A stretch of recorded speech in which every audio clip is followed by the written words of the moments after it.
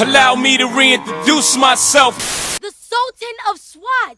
The King of Crash. The Colossus of Clout. The Colossus of Clout.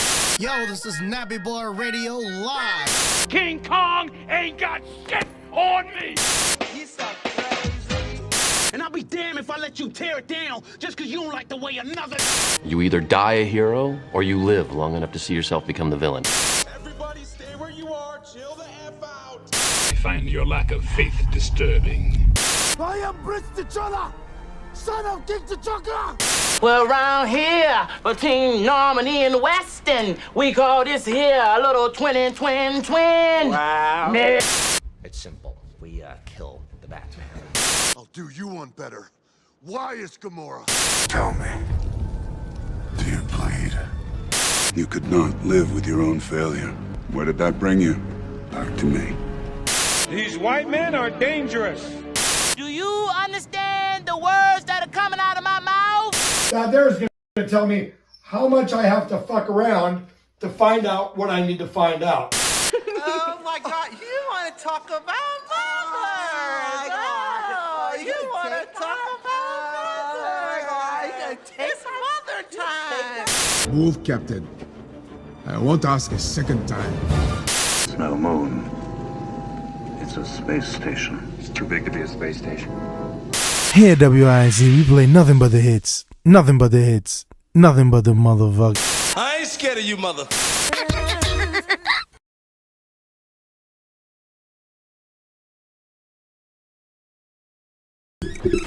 What is up and what's going on, fellow fanatics? We appreciate all of you guys being here with us this evening. I see a lot of y'all talking shit in the chat, talking about, 2 streams in 1 week. We told y'all we were going to be back this week, so don't act funny style. Don't act like y'all don't know what the fuck's going on. You knew we were going to be here. So yeah, we're back again. If you were here Sunday, then you might have heard me say that on Thursdays and Sundays we are now going to be live those days. If there's a day that I can get in here outside of Thursday and Sunday that I might do a solo stream, then that possibly could happen too. But as of right now, Thursdays and Sundays are our time that we are going to be live with you guys to talk all the shit that you guys want to hear us talk about from the week. So we're going to get into it, but before we do, I'm going to go ahead and say what I always say. If you'd like to join our Discord, you can do so. The link is down below in the bio. There's a vast amount of conversations going on in there from anime, Star Wars, DC, Marvel, you name it, they're talking about it. So you can go in there and join the Discord if you would like. It's a growing community. Well, I say that. It's still a growing community. It's going to grow a lot more once we get back in here and get back in a groove of things, but it is a growing community. It's a community, nonetheless. Definitely get in there and go talk with them and have fun and all that stuff. And like I said, I'm not even going to bring that up because I'm getting that to everyone. But yeah, so if you would like to join our Discord, you can do so down below in the bio. Let's start with Corey. How was your day? Sorry, y'all. How was your, I guess, since we last saw you?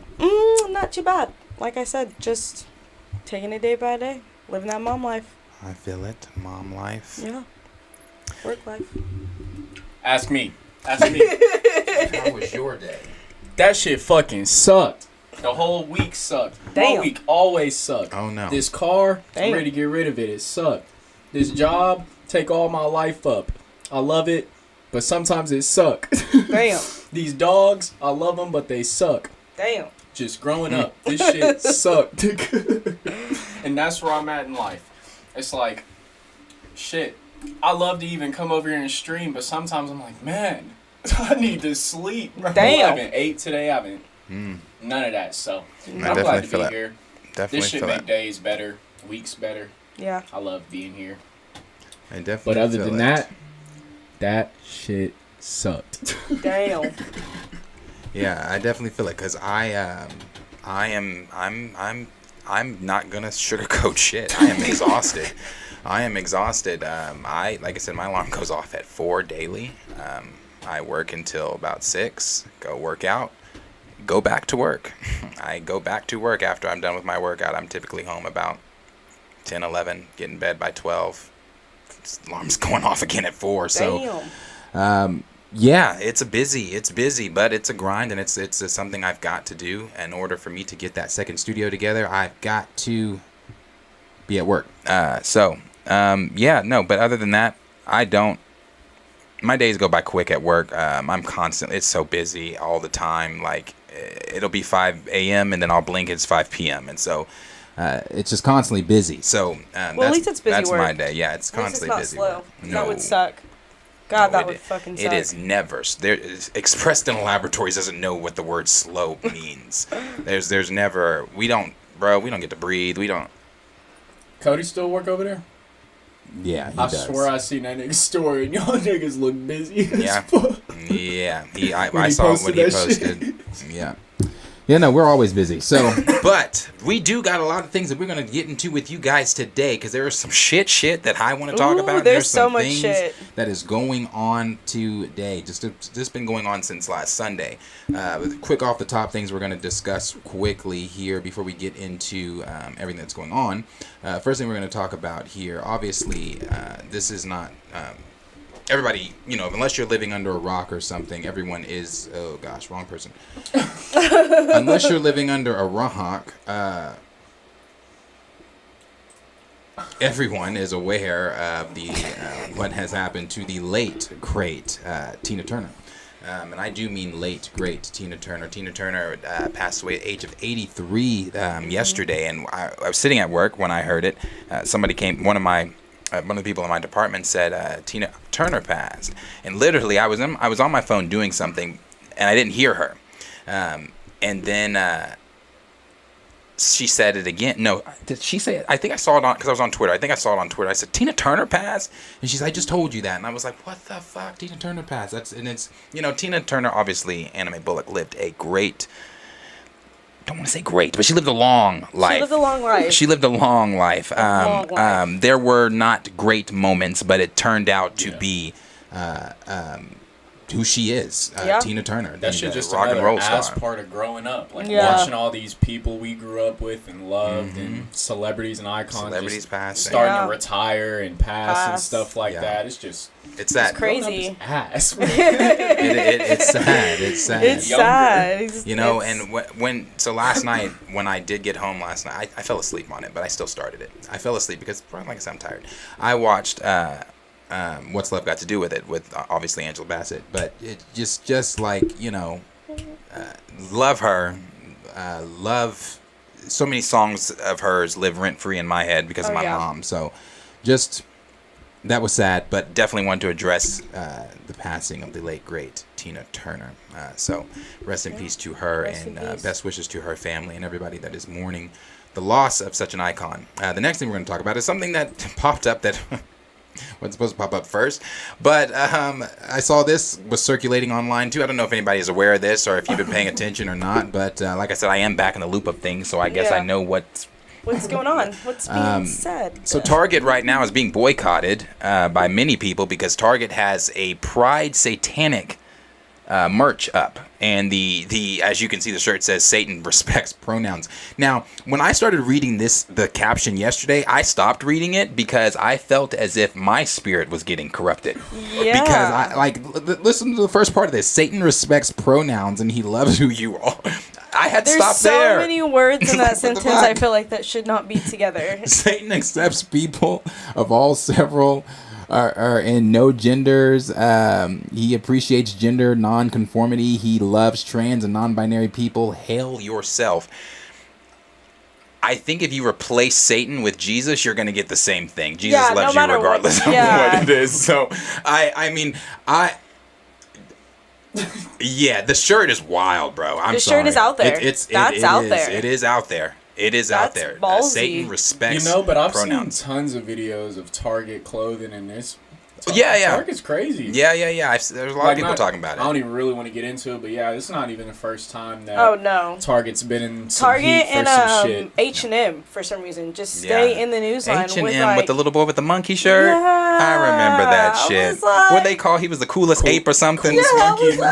Coolest monkey in the jungle. I don't like that for you. I was like, did we talk about that on the stream? When did we see that? I swear we saw that together. No, that shit was maybe whenever I was playing basketball for you. I swear that shit. That shit's funny. Yeah, that shit was I old feel like and It's crazy because there was so many debates going on. Yeah. I'm just like, bro, no There's way. just- These white people threw this little nigga this monkey hoodie. Yeah, I wanted to, we were, again, this is just another off the top because it's been something that's been circulating, and not just on Twitter. I've been seeing it on my Facebook. I've seen it on Instagram. People talking about, I've seen some people saying, well, if you're going to boycott Target, you need to look into all the places that you're spending your money, because there are other people, other companies, like somebody said Shein or Yeah, Boy, that Shein, shit yeah. everywhere. yeah, them and things like that.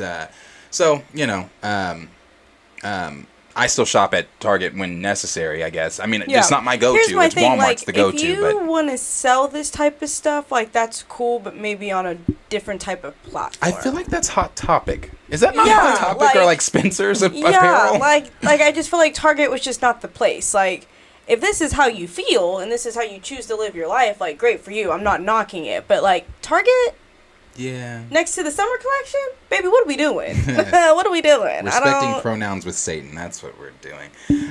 But yeah, so like I said, I wanted to show that. I just thought it was interesting. I wanted to show that. Yeah, pretty interesting. And the last off the top thing that we'll kind of get into. Oh man, wrong one. Last off the top thing that we'll kind of talk about is just the debate's been going online about Fantastic Four and Superman Legacy, and which one is more anticipated. And that's a tough one. Is it Superman Legacy or is it Fantastic Four that is more anticipated? And Q, make a poll, please. And let's poll that up. Let's ask and see what you guys think. What do you think is more anticipated? Is it the Fantastic Four, Marvel's First Family, finally making their rebooted debut onto screens, or is it again another reboot from James Gunn and DC for Superman Legacy?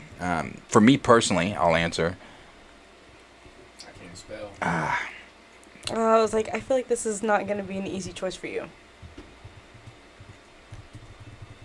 Oh. Yeah. Superman Legacy is what I think I'm anticipating more. And I say that so, like, Fantastic Four is really right there. I think, for me, it's curiosity for both. Yeah. It's curiosity. What is new and different that Kevin Feige's claiming they're doing with the Fantastic Four, and how is James handling Kal-El? I think it's Makes curiosity. But Superman Legacy, I think, is still my most anticipated out of the two. I do want to see Fantastic Four, obviously, but if I had to choose two doors, Superman Legacy's there, Fantastic Four is there, I'm gonna go see Superman. Okay.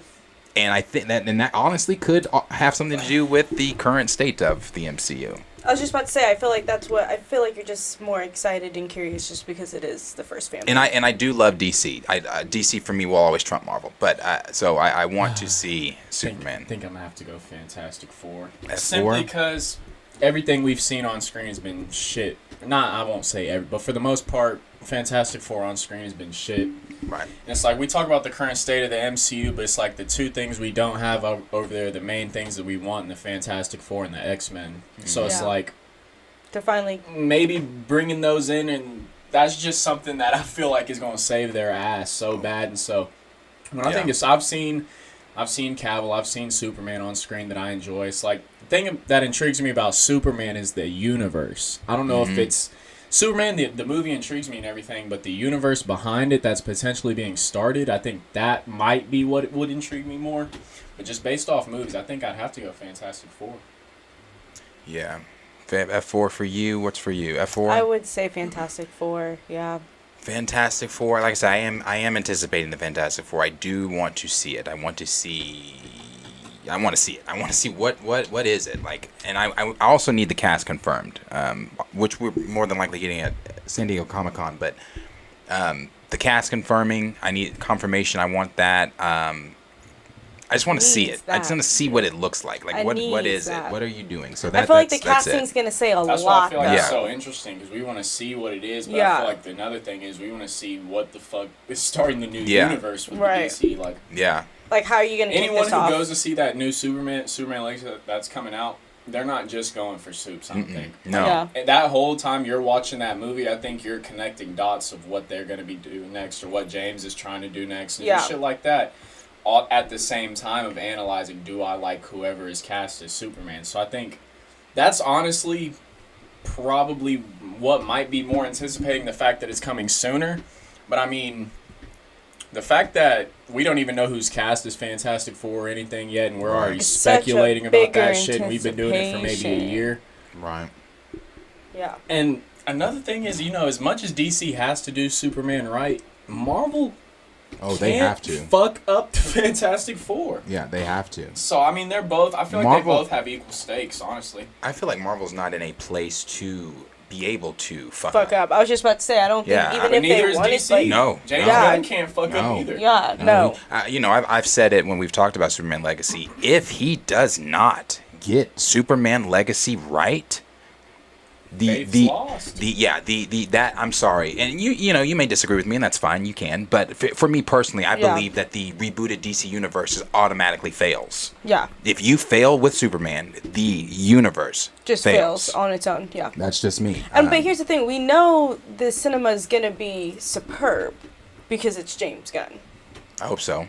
But I think for me, the casting is what's gonna be vital for both. Really? Yeah. For both. Yeah. And the writing. I'm still with the David Corn Sweat, however. Corn Sweat. I'm still in favor of that. I think 17 he looks votes and 59% vote Superman. So I think what it is it's just one of those things. Again, like I've said many times when talking about Superman, we have not. And some people might consider Man of Steel. I don't. I like Man of Steel. I do. Obviously, I love Henry Cavill as Superman, but Man of Steel is not.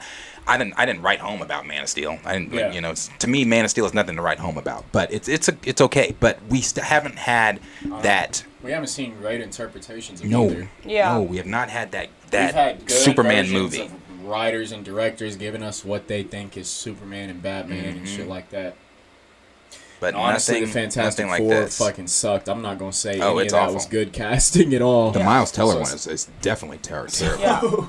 It's not the greatest. Yeah, no. Not the greatest. Not at all. Not at all. Raymond said both universes and studios are on the line with these new projects. If they screw up Superman, DC is dead in television for the next decade. And if Fantastic Four sucks, as always, MCU is done. Yeah. Yeah, they're not it's- going to be able to pull back. Like I said, I think it's equal stakes for both, honestly. I think the thing is, Marvel's just done so good at already going ahead and getting their shit planned out to where they can release all this ass shit until Fantastic Four and X-Men is figured out. Right. And if we don't like it, we'll stick around till 2027 for some shit we want to see. Yeah. We might not watch everything, but we'll stick around. Yeah. And that's the damn truth. That Might is the not truth. watch everything because I know good damn well if Secret Invasion ain't popping, I ain't watching that shit. I'm not wasting my time. I'm not doing it. I'm not doing it. Questions for you guys. Let us know what you guys are thinking about that. The poll obviously speaks for Superman, but you guys let us know in the comments if you're watching this in a replay what you guys are thinking. So we'll jump into the first topic here. So, spoiler alert. If you don't like spoilers, if you're someone and you don't want to know what's going on in some of these films, some of these series, some of the things like that, now is your time to get the fuck out. Exit. Get the fuck out. Because we are about to get into some shit really quick. So if again, last warning, if you don't like spoilers, what is that? The door. Peace. Okay. We are about 3 weeks away now from The Flash. Yes. About 3 weeks away from the Flash film. Since the Flash film, and I'm going to go back early days of the Flash film being seen by individuals. Every person that has seen the Flash film has had nothing but positive things to say about the Flash film. You've got different directors and writers coming out saying that it's one of the greatest comic book movies that they've seen. If not one of the greatest movies of the year, or X, Y, and Z, blah blah this, blah blah that. I've not heard anything negative about it. Now, of course, there have been some people saying, of the obvious things about Miller, but when it comes to the film itself, I've not heard anything negative about it. And with that, director Andy Muschietti did a interview, and in that interview, he spoiled. It's his film. It's not really a spoil. It's his film. He can say what the fuck he wants to say. So in the interview, he let it be known that Nicolas Cage is going to cameo as Superman in the film, and it's not a big cameo at all. It's very small. It's a small cameo. It's nothing. There's no really. I don't want to give you the context of what's going on in it because I don't want to spoil it that much for everyone. But it is a very small part, and this is not. I've seen a lot of people online saying like, "Well, why is Nicolas Cage Superman? Why is he in this? Why is Nicolas Cage showing up in where am I at? Why is Nicolas Cage showing up in The Flash?" And the reason being is because if you guys remember, and this was before my time. Was it before my time? No, it was not. Tim Burton, who directed the Batman movies, after directing Batman, wanted to do a Superman film, and they were days away from shooting. I don't remember, or I don't really know why they stopped, but they did. They were days away from shooting, and I'll even go ahead and show this for you. They were days away from shooting the. Let me find it. Okay, they were days away from shooting the movie. But then the axe got pulled for some reason. Yeah, I mean, it doesn't have the same. Yeah, the axe got pulled for some reason, and but this is Nicolas Cage here doing the fitting for the suit and everything. So he put on the suit. The pictures that you're seeing, I've seen a lot of people asking, are these pictures Photoshop? No, those pictures are real. Those are actual pictures of Nicolas Cage in the Superman suit, but not from the film. This is from when he was going to work with Tim Burton on their Superman movie that they were going to do. So Nicolas Cage is cameoing in Andy Muschietti's Flash film as Superman, and we've kind of known for a while that we'd have some surprise cameos, and even in the latest TV spot that they've shown, we saw Alfred. So we saw, seeing Alfred and other, we already know that Ben Affleck's Batman is in it. He's going to be in the blue cape and cowl. It's so dope. We know that Michael Keaton is in it. We've known that for a while. And there's a few other surprise cameos, I believe, that have been discussed, before the whole removal of Henry Cavill. Henry Cavill was supposed to show up at the end instead of, I don't know if this is a replacement or anything like that, but Henry Cavill was supposed to show up. Then they undid that or got rid of that scene. But those are some of the things that we have known there for that. And again, we've known that. But however, during the interview that Andy Muschietti did, he revealed that Nicolas Cage will be in the film as the son of Krypton Kal-El. And he did say, this is what he had to say about it. He said, Nick was absolutely wonderful. Although the role was a cameo, he dove into it. I've dreamt all my life of working with him. I hope I can work with him again soon. So yeah, looks like Nicolas Cage is Superman in Oh, thank you for that super chat, Latrell. No, thank you Bradshaw. so much. We appreciate it. I do want to see this. I do want to see Nicolas Cage as Supes because I just, like I said, this was something that he never got to do himself. Tim Burton and Warner Brothers and everybody were getting this whole thing together. Why the axe got thrown or the project got pulled, I'm not really sure as to why. But this is for those that know about this. This is going to be one of those moments where some people, and you might hear some gasp in the audience for people that know, like, oh my gosh, they're doing. It's kind of like if we would have seen Tom Cruise as RDJ, as Iron Man. If for people that know or don't know, Tom Cruise was originally supposed to be Iron Man. Robert Downey Jr. was originally talked to by Marvel Studios and Kevin Feige to be Doctor Doom, not to be Iron Man. So it's kind of one of those things. Like if we would have seen Tom Cruise show up in Multiverse of Madness, everybody would be like, "Oh my God!" Especially for the people that knew that he was originally supposed to be Iron Man, have been like, "Holy shit!" It's a full circle moment. So this is kind of like one of those full circle moments where he gets to be, the son of Krypton. He gets to come down and be Kal-El, even if for a brief moment. So, but the rumors are true. I mean, it's not really a rumor. It's Andy Muschietti that said it. So he is. That would be really interesting to see because I wonder if it's going to be more of like an older Superman. I wonder too. Because Nicolas Cage is pretty up there. He ain't. Yeah, he ain't kicking it with the young crowd. You know what I mean? So are they gonna make him look younger, or is he gonna be like an older? I don't think he's gonna be. Not like old, like gray old. Well, no, definitely not old. One, Superman can't age like that. So he should look. He should look young. Futuristic, guess. The context behind it, though, and everything is. The original was based off Superman Lives, and I guess they spent $30 million on costumes, the script, and everything. And they had everything that they were about to start going into production, and then someone got hired and wanted to rewrite the script. And then Tim Burton like also agreed with everything that he wanted to rewrite, but they had already spent $30 million, so they just canceled it. And it's like they tried to do it as an animated series as well with Nick Cage voice. It was going to be based off Superman Lives and everything. That's what it was titled. And then they never got to do the animation because everything that started happening in DC and shit. Right. And so I would assume this is that nigga's like, thanks for sticking around so long and wanting to work with us, and we never gave you the chance. That's really what it is. Here's your little cameo. Yeah. I'm not taking this as anything. I mean, I might have read the same thing you read, but it's not going to be anything major to change the outcome of the movie or anything like that. If anything comes of this, it's literally going to be Nicolas Cage showing back up for Crisis. That's it. If anything comes of this, he would show back up for Crisis as an alternate Superman. And I would even, don't even like even Henry Cavill, even Dwayne The Rock Johnson, even Ben Affleck, all of them, from what James Gunn has said when they all discussed this shit however many months ago, he said he talked with them about future stuff within the DC universe. So, possibly so. To address Latrell's super chat, we appreciate you for that. He said, I'm not saying Superman is the easiest to write, but it's not rocket science. Still holding out hope that we can get a live-action Superman influenced by the OG 90s animated series. Yeah, that would be dope. As far as when it comes to portrayals of Superman that we have seen on screen, I would say, just like with the Batman animated series, that's probably the most accurate, if not the most accurate, outside of some of the more mature DC films.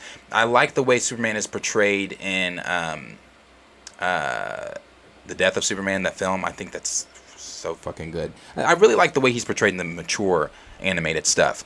But when it comes to accurate portrayal of Superman, it would be the animated cartoon or the Justice League animated series. I think that those were the most accurate, so I definitely agree with him when it comes to the 90s animated series and getting that OG Clark Kent. Speaking of Clark Kent, just a little side note. So someone at work, she's our secretary. Her name's Tina. We were talking about Nicolas Cage being cameoing in The Flash, and she said, "Oh, really?" She's like, "I think my favorite person to ever play Superman was Clark Kent." And I looked at somebody else in the room, and I said, "Huh?" And she said, Clark Kent. And I said, yeah, that's Superman's alias. And she said, yeah, the guy that plays Superman is Clark Kent. I said, no. I said, Superman's fake name is Clark Kent. That's that Chadwick T'Challa shit. I'm like, no, it's a very, very different, yeah. Had to, break it down to, I was like, no, Krypton? Fake place? Fake place that blew up? Fake? So, but yeah, so she... I can't even say anything because of our conversation the last time I was here, so I'm just gonna sit quietly.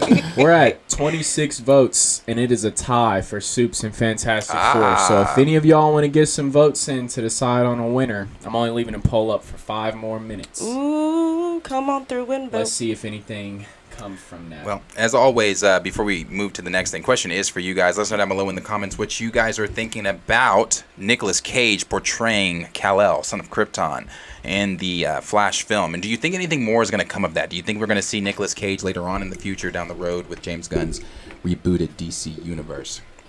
All right, what the comments saying there? Hungry Almighty said, what do you guys think is more likely to happen? Flash resets everything where the Snyderverse is completely erased and now the Gunverse, or Barry just ends up in the new Gunverse but the old Snyderverse is still in the multiverse? The old Snyderverse is still going to be in the multiverse because we're still getting Zachary Levi's terrible portrayal of Shazam. There's now rumors of Green Lantern showing up. This is coming from Zachary Levi. That Green Lantern could possibly cameo in Shazam 3. Why the fuck we're talking about Shazam 3 when Fury of the God... Anyway. They're making another one? Because he got to fight Black Adam somehow. And, when James Gunn revealed his slate, he said that, Shazam ties into everything that's going on. Blue Beetle ties into everything that's going on. I think Blue Beetle is the film that... No, obviously The Flash is the film that resets everything, but Blue Beetle's going to be pulled into that. Shazam's going to be pulled into that. So I think the Snyderverse is remnants of the Snyderverse are still going to be there. Off-world shit with the Joker and Batman for this. Yeah. So they'll have all that going still. Not Again 90 said, I don't see them de-aging Cage. They're just going to have to go with an older one and just rock with it because Cage is definitely up there.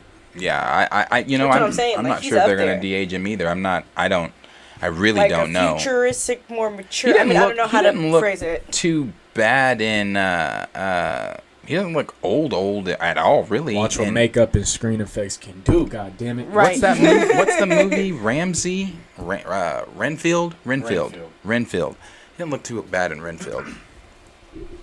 What's next?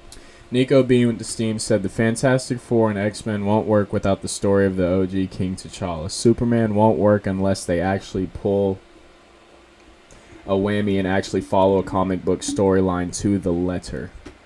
I don't know. When on the Superman one. And the reason I say I don't know on the Superman one is because I saw Guardians of the Galaxy fucking Volume 3 and James Gunn blew me fucking away. I mean, that's the only reason why I'm like low-key even excited about Superman. You know, when was that? 3 weeks ago that we saw that? 2 weeks ago? It's been 4 and I'm really sad. Has it been 4 weeks? Yeah, because I've been like counting down when they're going to put it on Disney Plus because it's usually like a month or so. When did that film come out? Was it 3? Was it 3 weeks? We saw like May... It came out like late May. May 5th, yeah. May 5th.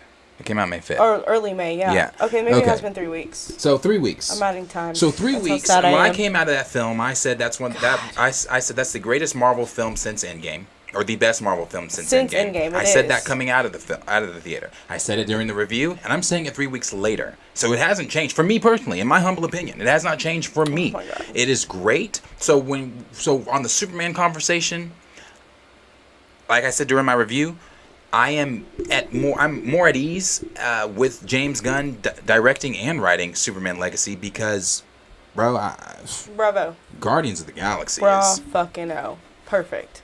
A1. Literally. Raymond said, I never thought I'd say this, but I'm looking forward to Superman. If we're getting Adam Driver as Reed, I don't want that Fantastic Four movie. Well, you're not wanting it because he's our Reed. And they're going to confirm that shit at SDCC. I can tell you that right now. That's Reed. That is Reed. Out of all the names that have been thrown in the hat for Reed, that has remained consistent. Adam Driver. Adam Driver has remained consistent. So I'm telling you, they've already talked. That man signed a contract. Hungry Almighty said, we need that bright, accurate Superman. I need a scene in Legacy similar to that comic where Soup's convinced a woman who is going to fall off a building not to commit suicide. Such a powerful moment. But I agree with you. Those are the moments we need to see from Superman. I think, when people think Superman films, they think just heavy hitting, punching, flying, laser eyes, all this. Yeah, like, you have to understand, though, Superman is very kind. Very kind. Like, his thing is... He is the epitome of what a hero is supposed to be. Like that's why there's Superman, there's everyone else. Yeah. Like if that nigga wasn't an alien, that nigga would be the perfect human. Yeah. Yeah. He is. Yeah, so I agree with you. We need to see those type of moments from Superman for sure. Raymond said, out of all the actors we have on planet Earth, they picked the worst person to play Reed Richards. I'd rather they race swap him than get Adam Driver. I think Adam Driver's a damn good actor. I mean... damn good actor. I think Tell us how you really feel, Raymond. I mean... I don't know. I know you were agreeing with Penn Badgley, too, but that's really what I was wanting to see stick. But I wanted to see him so bad as Reed. I'm not tripping on Adam Driver, but I don't know. I don't know. I think I'm somewhere between. I don't know. I mean, I don't think I guess I got to see how he acts with the rest of the cast and who they cast as the rest of the family. That's what I'm saying. I have to see the rest of the family for one, and for two, I feel like we could have gone worse. I need to see him. I need to see him in costume. Like, what's your hair? Is it Reed with long hair? Is it Reed with short hair? Are we? What do their uniforms look like too? True. Suit up. What does that look like? When they got the shit from Multiverse of Madness. Oh God. When they say suit up, up, put Adam Driver in that shit. Man. That's another thing. I don't know. How is he? I got to see it. I have to see what they're gonna look like. And that's still a ways away. That is a ways away. That's still a ways away. That's a ways away. But I'm with you. I need to see the rest of the cast. I think when it just comes to that movie, that's the only answer I can give is like give me the rest of the cast and then I can really tell you how I feel because I ain't got much. Who's next? My fault. I had to scroll back up. Raptor Cloak, after seeing GOTG3, I'd be very worried about competition from DC under James Gunn if I were Marvel. They should be. Yeah. I even said when we left Guardians of the Galaxy, if I'm Kevin Feige in Marvel Studios, I'm having an emergency meeting with the entire cast of Guardians of the Galaxy. Because it's like, you have to look at the conversation. I've said this on my Instagram story. Read between the lines of some of the things that some of these actors are saying. You know, Zoe Saldana wants to give up Gamora. Yeah, completely. Chris Pratt went to bat.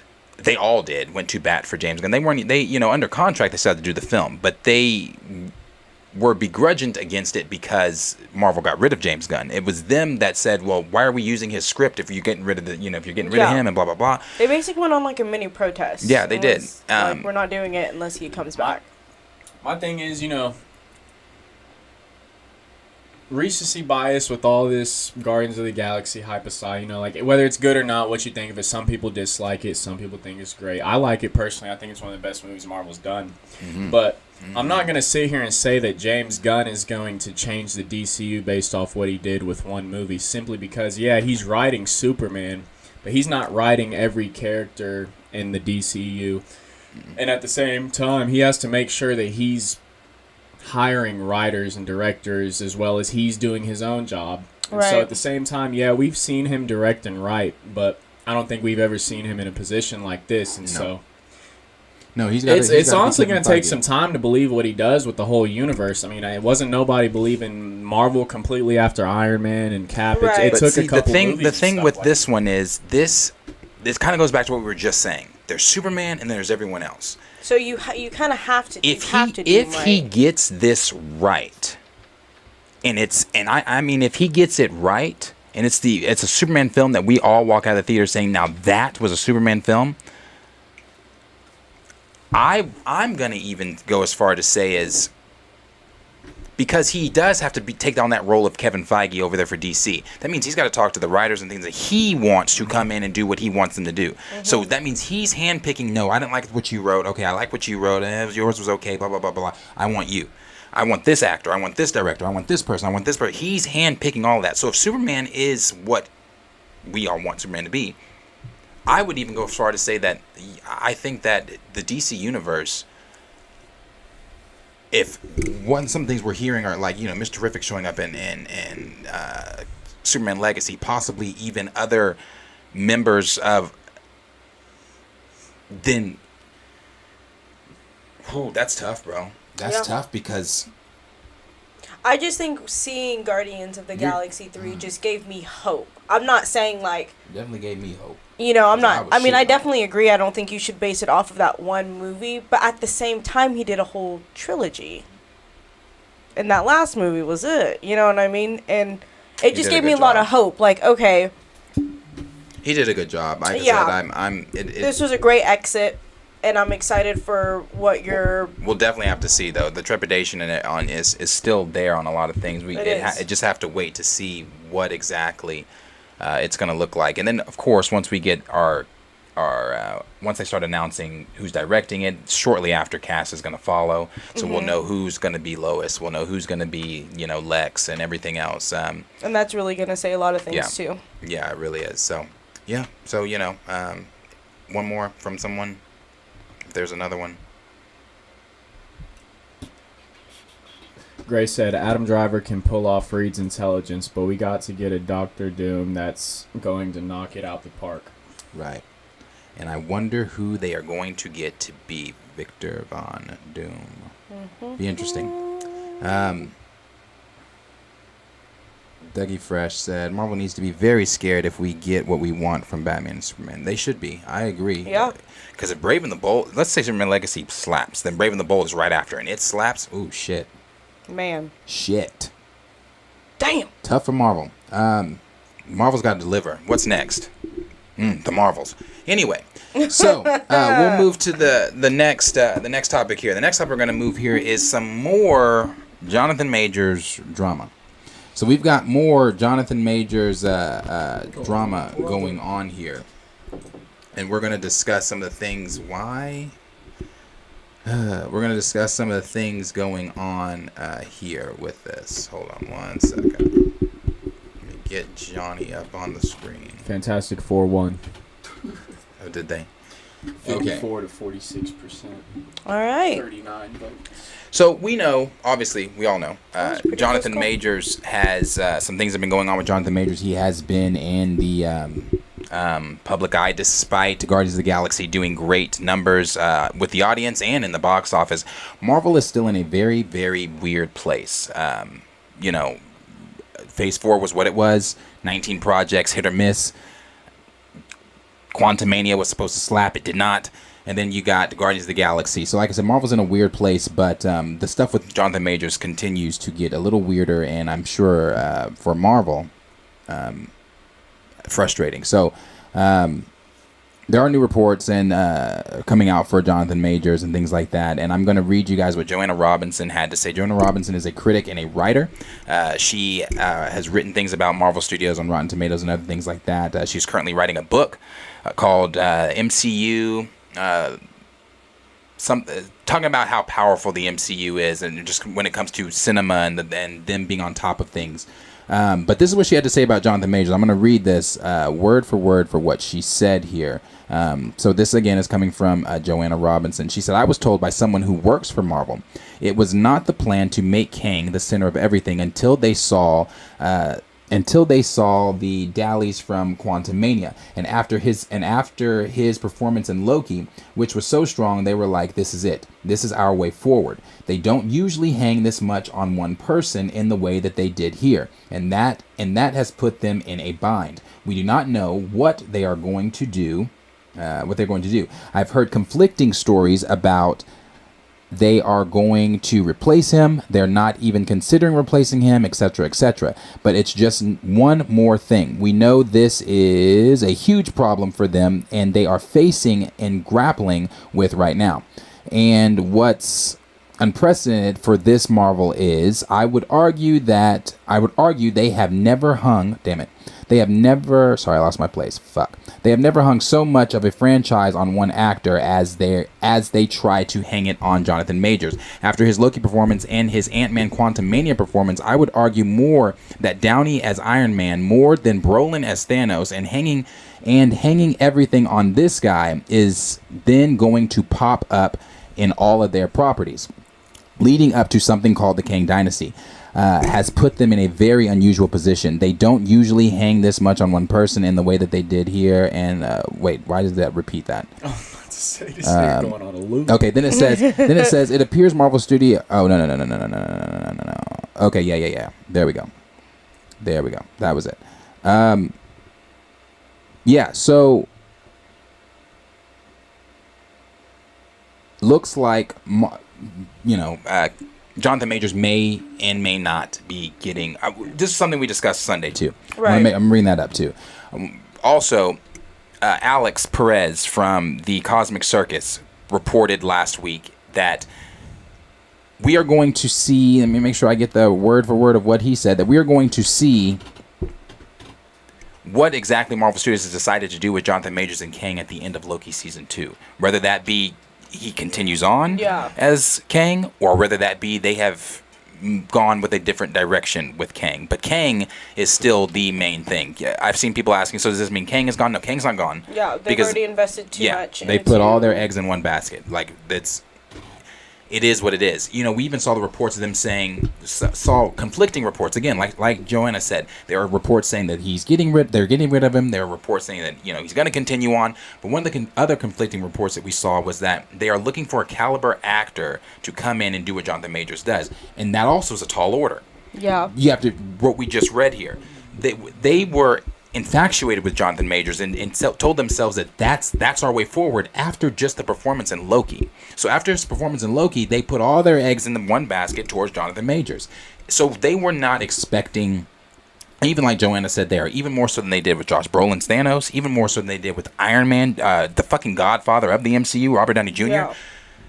But now it's Johnathan Majors that they put all their eggs in one basket on, and now that you have all these allegations going on, Marvel's in a position where they have to decide, what do we do? Do we find a caliber of actor? Again, that's tall order. Do we find a caliber of actor that can come in and do what Johnathan Majors does, or do we just keep the man on and just bite that damn bullet? And my point that I think is, if we're all, like we just discussed, seeing Nicolas Cage as Superman and Ezra Miller's Flash film in less than 3 weeks, and all the things that they've done, and we've gone through the laundry list of things. Right.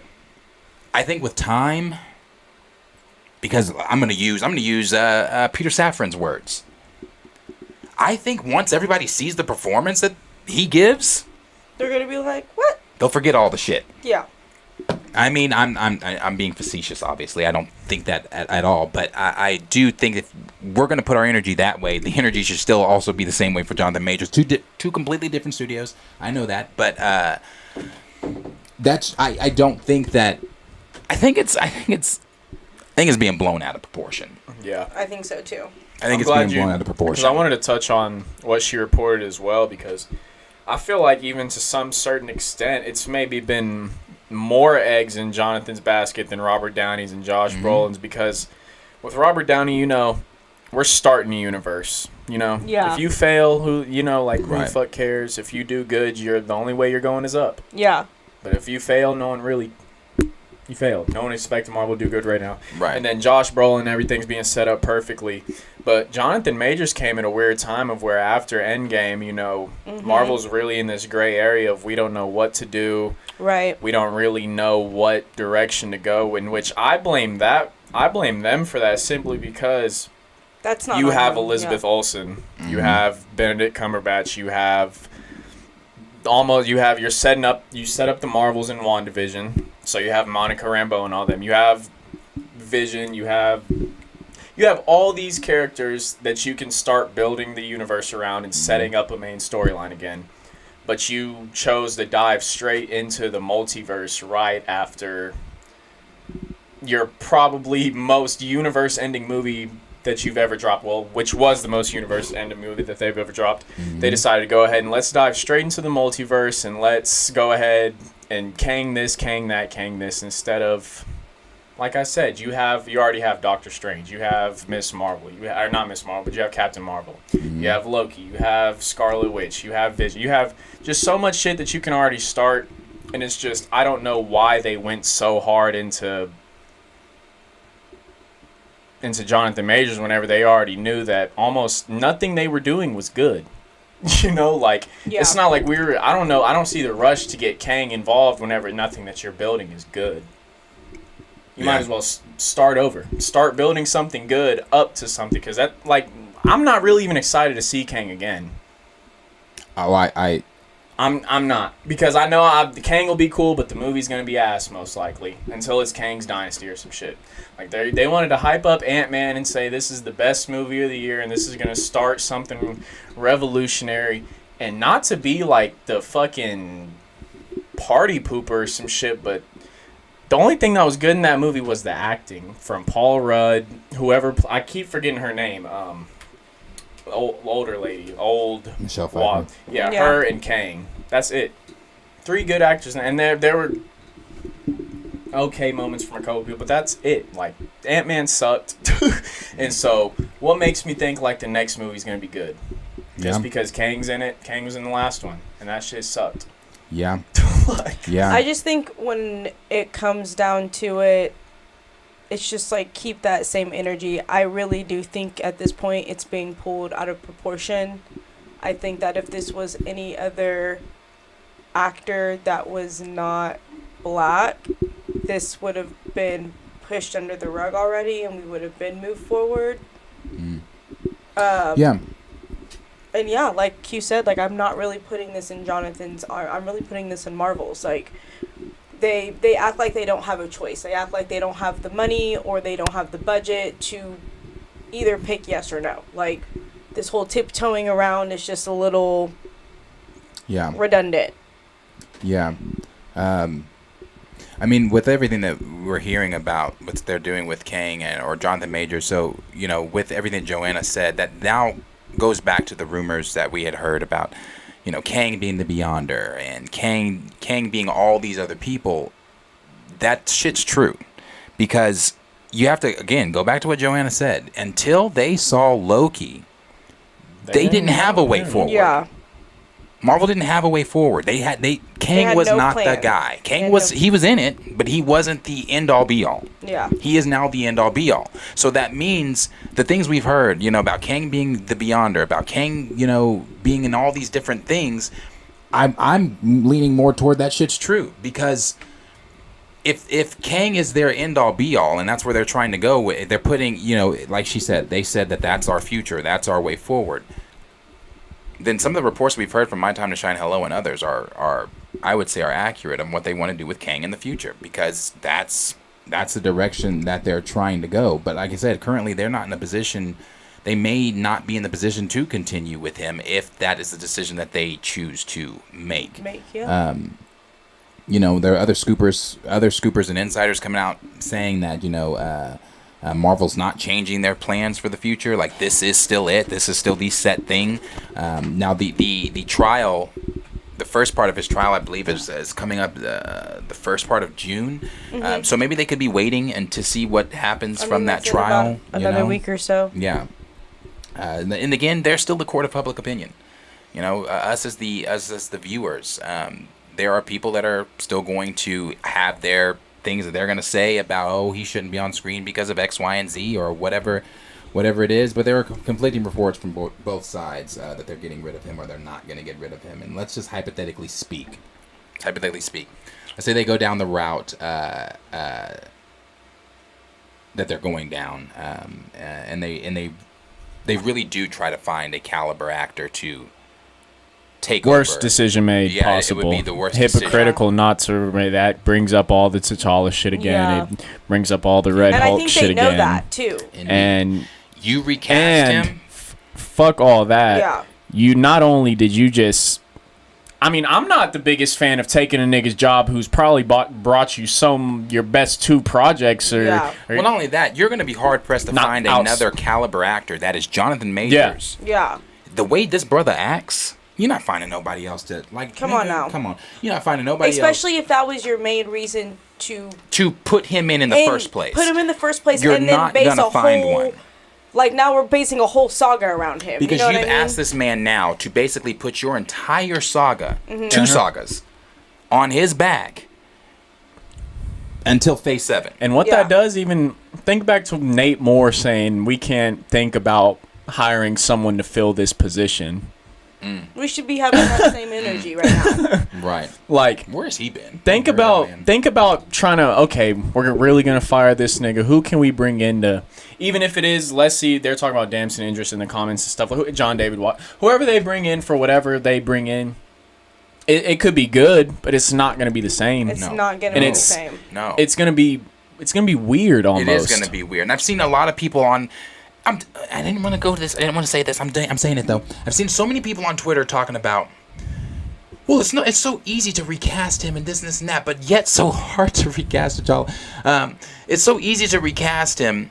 You can do this, you can do that. It's the multiverse. There are different versions of Kang that look different or whatever.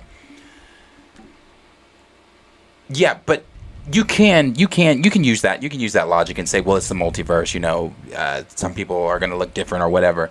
But the acting, that caliber of actor that you're going to get is not going to be the same. I like Damson Idris. Trust me. And I'm only using Damson Idris' name because I've seen people saying, oh, Damson Idris should be. No. I wouldn't want him to be Kang anyway. But Damson is as great of an actor as Damson Idris is. I'm sorry that I'm not sorry. He's not doing what Johnathan Majors did as Kang. No. So really, Marvel is just the position that they're in is we need to keep him. It's not. I wouldn't even say we have to, because when they say we have to, it's sounding like they Oh, we just have to. The brother has been in headlines for allegations, and again, innocent until proven guilty, as we said last week. So, I feel like, again, it's just blown out of proportion. But that's what she's saying. I think at this point it is very blown out of proportion. I really do think it would just be smarter to keep him because it's just going to bring up a bunch of old wounds. Yeah. That, like, do we really have the time or energy? And I feel like at this point, if we keep him, it's not imperative that he's in the next 4 projects. So you guys are already pushing back stuff on the timeline. You guys are already pushing back, you know what I mean, other projects. So it's not like we're in a rush. Right. These are 2 full sagas we're going to have to get through. But I will say this, though. To add to that, I will say this. I didn't see enough of Kang in Quantumania, personally. Yeah. And the reason I say that is because I didn't see enough of Kang before Quantumania. This is your big bad that you've been hinting at since Loki season 1, right? When did that come out? 2019? Yeah. Was that 2019? Was that 2020? I can't remember. I want to say it was it 2020? Early January 2020. Early January of 2020. That was 3 years ago. 3 years ago. So for 3 years, we've known about Kang. And we finally got Kang, 2 months ago? Or no, WandaVision was January, but Loki was in the summer, yeah. Yeah, Loki was like June 9th or something like that. I remember. Because they changed that shit. 2021. Was it 2021 for Loki? Yeah. Okay, 2 years. So it's been 2 years. Might have been after I graduated. 2 years, and we've still not seen. There wasn't enough of Kang for me until Quantumania. Yeah. The difference is with Josh Brolin's Thanos. Even if it was just the fine, I'll do it myself, or even if it was just the other cameos that he did in the post-credit scenes, he was present. You knew where we were going. Exactly. With Kang, we don't know. We got Loki. We got He Who Remains. We got Loki saying he's coming. He's terrifying. Blah blah blah blah blah. We didn't see the motherfucker again until Quantumania, and then when we saw him in Quantumania, it was fucking not his performance. The film was lackluster. Yeah. So, we need to be seeing that motherfucking projects like.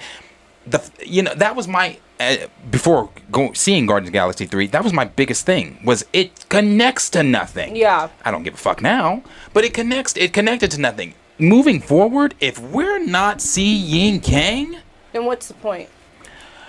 Then you're telling me to wait till Kang fucking Dynasty? But that's what I'm saying. Like, it's not imperative that he's in the front row seat of the next 4 projects that are going to come out with Marvel. Like, I just feel like this really, it's being blown out of proportion. He doesn't, it would be smarter to keep him. If you do keep him, let him have his little end of movie cameos, you know what I mean? And keep him out of the limelight until this does blow over, until the next Hollywood scandal, and then just keep it pushing. Because at this point, this whole, we don't know, we do know, you're gonna find at the end of Loki, that's telling me y'all don't know what the fuck y'all, what's going on. Yes, I agree. And to address, just to answer one of the comments here, that from Enviro Earth 2 said it's imperative for their reputation to sack majors. Don't make the same mistake that WB did with Ezra. But what mistake is Marvel making? Because these are allegations against Johnathan Majors. These aren't proven. With Ezra Miller, I can, if you would like, I can pull up. I'm not. Because we've done it many times. I can pull up the videos. We have video of him choking out a fan that asked for a picture. We have video of them being arrested, and before being arrested screaming, "I'm non-binary." We've got video of them outside of whatever country club in Hawaii while simultaneously on the TV in the country club. His mugshot was on the TV. I got a quote from them believing they are the Messiah. Yeah. Like them believing that they're the fucking Messiah. They are the real life Flash. Them posting on their Instagram story that I'm in an alternate reality. You're never going to catch me. Yeah, that's what I'm saying. This like, is there's different. receipts. Like, there's receipts there are versus receipts allegations. For Miller. Like, this right here, this is pure speculation. This is he say, she say, TMZ said, Hollywood Reporter said, Variety said, I said, Billy said. Yeah, like, no, bro. This is he say, she say shit. Because again, it's like I said the last time we talked about this. I feel like, and I'm really not going on a rant on this.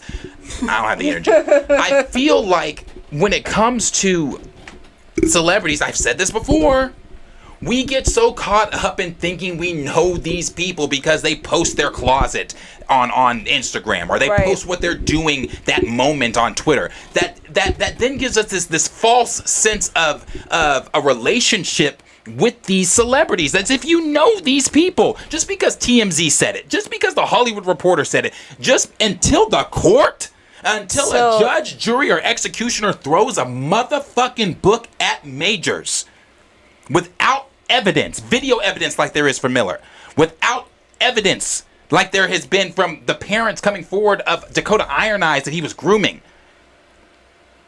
there's nothing you can say besides this is pure speculation and allegations. That's all this is. To sum it up, when we can look at Johnathan Majors and be like, that nigga did it, then it's the same as Ezra Miller. Because right now we can look at Ezra Miller and say that nigga did it. Okay, but then that comes to the next topic of conversation, which I brought up the last time. Let's say he did do it, and Marvel doesn't back him up, and they drop him.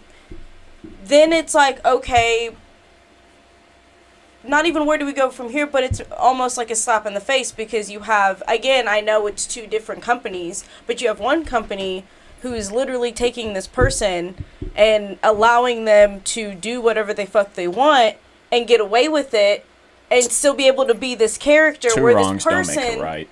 You know what I mean? I just feel like no matter what, it's like a fucked up situation. I mean, two wrongs don't make it right, though. Just because they kept Ezra Miller, if Johnathan, I mean, even I'm not saying what Johnathan Majors did is to the same serious extent to what Ezra Miller did, but at the same time, if it's something that's not representative of what he's supposed to be in his role, then they don't keep him. That two wrongs don't make it right. Just because DC kept Ezra Miller doesn't mean, oh, we keep Johnathan Majors because he's black and we need to support a black man, this, that. No, if he's wrong, you fire him, but you don't fire him before just because you think he's wrong. Right. That's the whole point to me.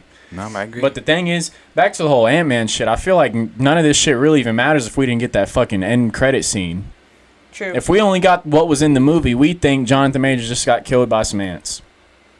And really, he's not that big of a bad, to be honest. But then they throw us that mid-end credit scene or whatever, where there's all these monkey gangs hooing and hawing all around this arena and shit. Now we're like, hold on, who the fuck is all these niggas and what do they got planned? That's the question, but we're not really even curious. Even better than that is the Loki mid-post-credit scene with Victor Timely, and getting to see that, you know, that whole expo. I think that fascinated me more. I was about than to say anything. that might be better than the. I forgot about that. That fascinated me more than anything, because the expo that they're at is very reminiscent to the expo that we saw in Captain America 1, the first Avenger. I was about to say the first one, right? Yeah, when they're at Stark's convention. Yeah, Stark. With the whole, you know, the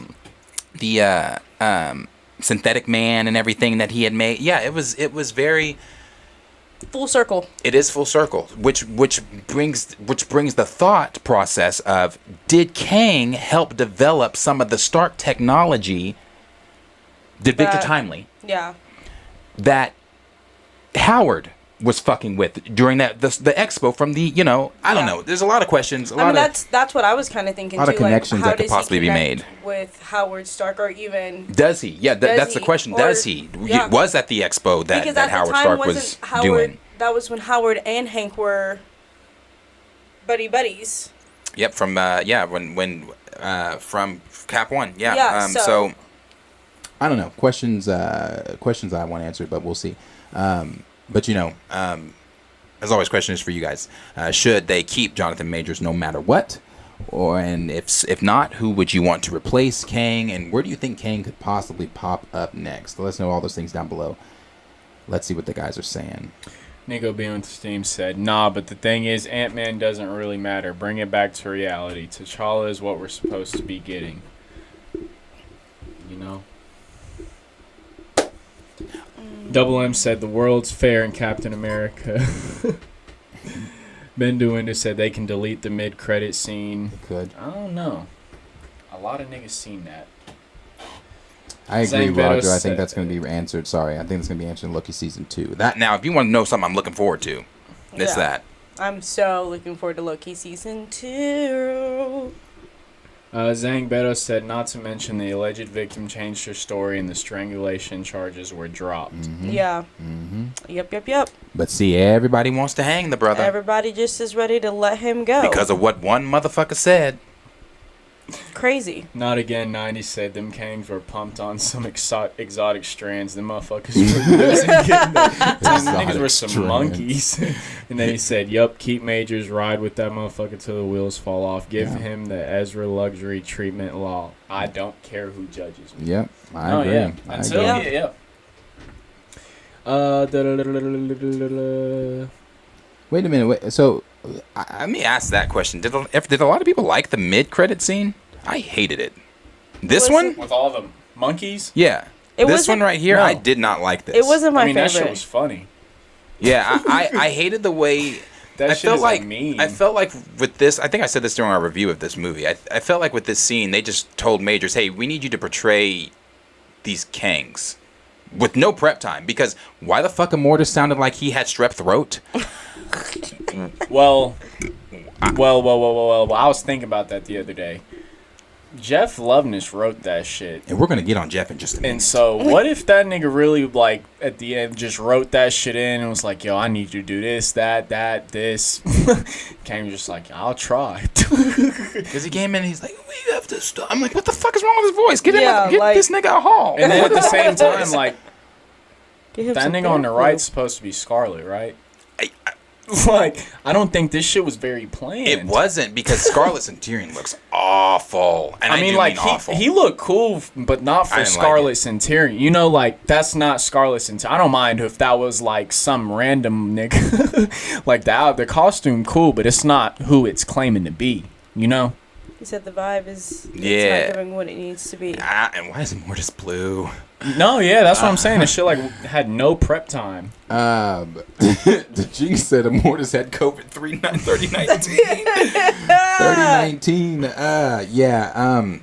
That's I didn't like that scene. I didn't like it. Raymond said he liked it because I'm a Kang fan from the comics. I've been waiting to see these crazy variants for years, just like T'Challa. I have bad luck when it comes to comic book characters. No, and it was cool to see, but I just feel like the wasn't concept wasn't prepped planned. out. Yeah. And at the same time, I mean, like, the little conversation of them getting Kang or whatever after he got murked by all the ants and shit, like, the conversation they all had with each other was cool, but it wasn't necessary to pan out to the whole arena and showing all these niggas. I think if you were going to pan out to the arena, you should have done it. Since we're comic book fans, we're talking about Kang showing up in the comics. I like you, Raymond, and I love Kang in the comics. So if we're going to talk comic, what we should have done is the way it was revealed in the comics. The way that the fucking Council of Kangs was revealed in the comics. It's a dark room, and then the lights come on, and you see all these fucking Kangs. That's what it should have been. We should have seen Scarlet Centurion, Immortus, and Ramatut like, as soon as that conversation ended, just some lights come on. And then boom, and then they address them. But they address them, like, maybe they don't even address them. Maybe they just say, but we've got the numbers, or I don't know, something Monkeys. Like that. But calm down. When the lights come on, you don't see Kang sitting here doing all that fucking hooting and hollering and screaming. No, like, these niggas are dead ass. Like, it looked like a auto-generated FIFA game, and a nigga just scored a goal. It was giving me and the very crowd much, went stupid nutty or some shit. Like, she looked like a Thunder playoff game when fucking Katie hit that shit against the Mavs or some shit. Oh my gosh, it was giving me Planet of the Apes like, vibes. them niggas didn't look like they were villains. Them niggas looked mad fanboy. Yeah. No, it was giving me straight up, like, it was weird. Yeah, Planet of the Apes vibes. I was like, really Planet of the Apes vibes, yeah. I was like, I don't think this is how we're supposed to do that, but here we are. Okay. But okay, like maybe 2-3 more. Andre Ware said, by the time that mid-credits scene came, I was already checked out by the rest of the movie. Omega 095 said Planet of the Kangs. And then Not Again said, the timely credit scene was better to me, and it felt kind of scary as fuck seeing Tom Hiddleston reaction to seeing a variant of Kang again. The Kang's credit scene felt silly. Very well put, brother. And I completely Spot agree on. with you, because when it comes to Loki season 1, the scene that that sticks out to me the most in everything, it's the end. When Loki, Tom Hiddleston played that brilliantly. He Yeah. legitimately looks scared. Yeah. He's here. He knows everything. He's terrifying. And then when you see the mid-credit scene or it's the the moment post-credit, after he realizes that statue is different, Yeah. and then he starts realizing these niggas don't know, and he really starts like looking as confused as I did and shit. Yeah, like, hold on, we where were. am I? Man, Where I am was I? like, And but then you have that post-credit scene where he's looking at him, and then you have Mobius say, you don't even see Victor Timely first. You see Owen Wilson and you see Tom Hiddleston, and you hear Mobius tell him, "That's him. He doesn't look terrifying." And then Loki still looks But that he's same scared. look, Yeah, like he's like he just he's like, shit no, his pants. that's Like he's like, no, that's him. PTSD. That's him. Like, I can't believe this nigga's right here. Yeah, so I wonder if he see me. That's what's dope. That's what's dope for me because and it's Tom like were if looking you at want each other the me, same way. you want me to get invested in a villain. I already love Kang anyway, but that's how you do it. He should be terrifying. Mm-hmm. I think Loki with Ant-Man, they should be the two heralds that are telling the rest of the world, motherfuckers, shit's going down. He's crazy, and he's trying to kill us all. Like, and I want them to be that Hulk, like in Infinity War, when Hulk landed in Comertage and said, or not Comertage, not Comertage, it was was it Comertage? It was Comertage, yeah. Oh, was it? Okay. With Doctor Strange. Yeah, and said, looked down on yeah, him. he's coming. Yeah. Thanos. He said, who? Yeah. Thanos. That's what I mean. That's what I mean. So, I want to That's see you sounding that. like him. No, but I don't know. Are we talking any more of these? Spoiler King said they took the take of Majors running out of ideas to be different and made it front and center. Yeah, it was the Sanctum. Thank you, Dougie Fresh. It was the Sanctum, not Comertage. It was the Sanctum. Oh, was it the same thing? it was Damn, the I really thought it was Comertage. Yeah. I thought so. It's Okay. all the same in the MCU. So Shit don't look different at we'll all. move here to the next comment or the next topic, and the next topic they're going to move here to is going to be the Across the Spider-Verse things and everything going on across the Spider-Verse. So, ooh, I'm so excited. Some of the reviews have come out because people have gotten to see it. Ooh, let's talk. Critics have gotten to see everything going on in Across the Spider-Verse. Now, we know that this film is widely considered one of the best, if not the best, Spider-Man. It's not my favorite Spider-Man film. My favorite Spider-Man film is still Spider-Man 2, but it's considered to be, by the masses, if not the best, one of the best or second best Spider-Man film. And the reviews coming out for this one are people saying that this is vastly better than the last one. There have been some, I've seen like one or two negative reviews, but nothing crazy. Everybody has said that the characters are handled well, that it gets dark, it's emotional, it's everything that you're wanting this second one to be moving into the third film. So it's we talked about this. Let me go ahead and give that rundown. We talked about this months ago. So again, if you are new here and you're not subscribed, subscribe, because we talked about the video game Spider-Man showing up. We talked about a bunch of characters Tobey coming Maguire showing up. Andrew Garfield's Spider-Man showing up. Yep. We talked about Tom Holland showing up in animated form. I Even think in the latest, they're going to mention something about. Yeah, they do. We saw it in the trailer. Miguel O'Hara mentions Spider-Man 2099 mentions the nerdy kid and the wizard, Doctor Strange, that did whatever the context was. He mentioned that. Even in the latest TV spot, we've gotten to see Mr. Chin from Venom. So we know that the Venom verse, and it's a live action him. It's him in live action. It's not him animated, which means that we are going to be crossing over from animation to live action, which takes me back to my original theory from when I first started this channel.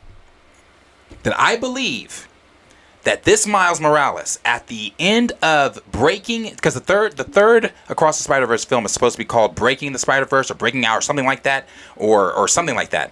I think that's going to be the film that's going to tie into Secret Wars, that's going to get us our live-action Miles Morales. Remember, I kind of faded away from that theory. I was about to say, you were on that theory, but you kind of faded away from it. But you with told some people of these not new to get things, too excited. yeah. But with some of these new things I've seen, with some of the things I've been hearing, and some of the things like the rumors that we covered months and months ago, I think that it is something that Marvel Studios and Sony are still collaborating on to make happen. Yeah.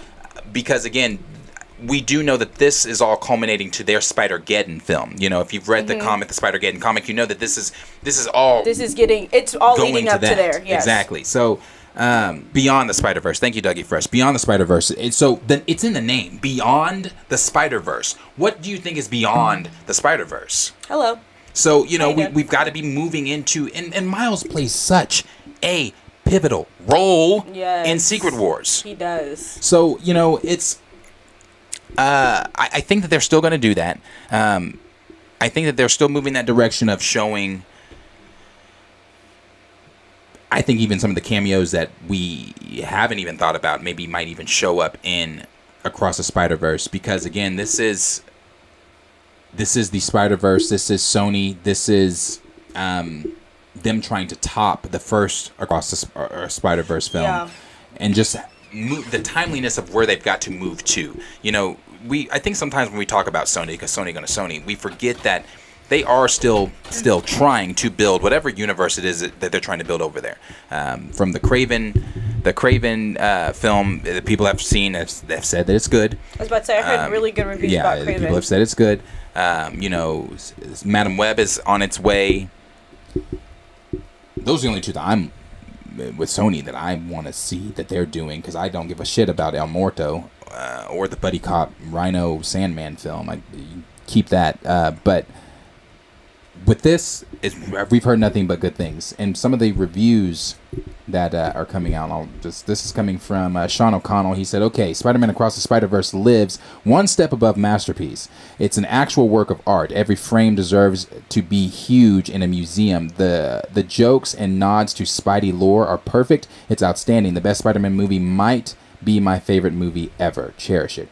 Somebody else said, this is Brian Davids, said, Spider-Man Across the Spider-Verse is yet another resounding win for Lord and Miller.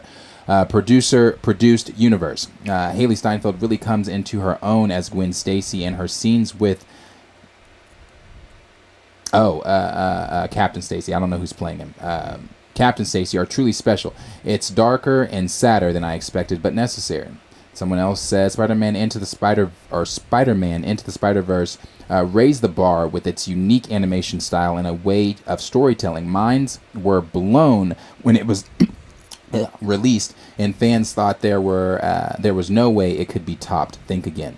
There are shocking twists, unexpected surprises, and a story that truly makes sense for a crazy multiverse world that we have all jumped headfirst into. The new Spider people are all amazing. Across the Spider-Verse never fills its length. And she said never fills its length because I think the film is like 2 hours and like 30, 40 something minutes. It's almost 3 hours. Yeah, it's a pretty long movie.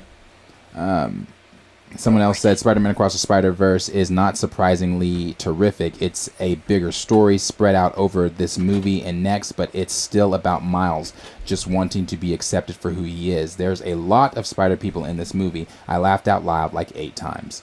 And the last one I'll read here says, as much as I wanted to love Spider-Man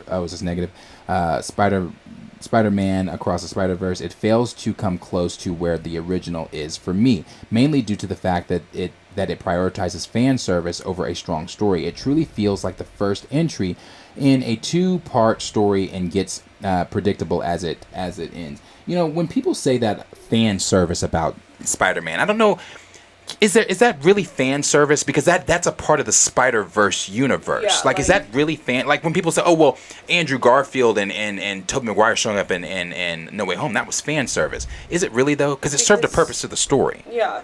Like fan service to me is Nicolas Cage showing up in Superman or showing up in The Flash. Yeah. But fan service to me is making Wonder Man black. Yeah. I was just about to say. Fan service to me, I could go on a tangent on fan service that might not be what this movie is. Yeah, I wouldn't say that. I wouldn't say that that's fan service because, Like she said here, it fails to come close for me, Dooley, blah, blah, blah, prioritizes fan service over a strong story. But everything going on, and again, I haven't seen the film, but from what we know about the film, everything going on in the film, it's culminating to a bigger picture. Right. So it's like, fan service? I don't think so. Are they trying to get their story across to get to the next part of their third part of, Beyond the Spider-Verse? I think that. I don't know about fan, but again, her opinion, it is what it is. And then we've got some other reviews. Let me actually put this here so you guys can see that. Let's go there. Let's go there. Let's go there. Let's go there. Go there. Go there. Go there. And go here. Nah, I'm excited though. I think we should rewatch the first one before we go watch the second one. Yeah, I'm down. I'm totally down. If we have time, you know, group of niggas is busy and shit. 2 movies in 2 days is crazy or some shit. But no, it's just I like the fact of all the stuff that I've been hearing of the leaks and stuff of how everything is gonna connect. So I told y'all that, or I'm sure y'all even heard it before I sent that, but still how the Venomverse is going to connect. Mm-hmm. Then they even talked about Doctor Strange in that trailer, and we've talked about how Garfield, Holland, any of them might show up in the movie and stuff like that.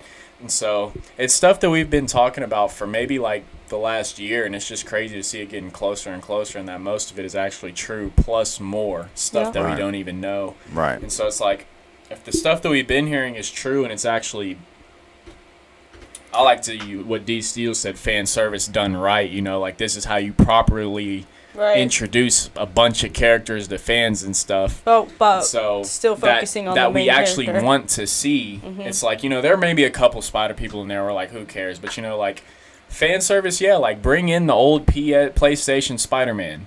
Yeah, who cares if that's fan service? But it's also relative to the story, like you said. And so it's not like that one animated like the one animated style different old animation from a game is going to be like, oh wow, that nigga just fucks the whole story up for me, like and so I don't really understand that one, but I'm excited. I'm super excited, especially after what we've talked about whenever you gave your little theory on what's going to happen and we've been able to kind of connect some stuff.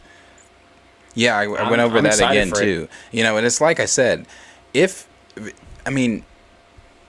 I'm pretty sure Tom Holland, Andrew Garfield, and Tobey are in this, and if they are, that really kind of solidifies the theory I've had since the beginning of this channel. And even whenever I heard them release the Doctor Strange shit in the Cameo, that lets me know it's that connected. right there. Like that it's all right connected. There. That it's right all there. connected. It's connected. And I think that's what makes me excited because it's getting us. There's just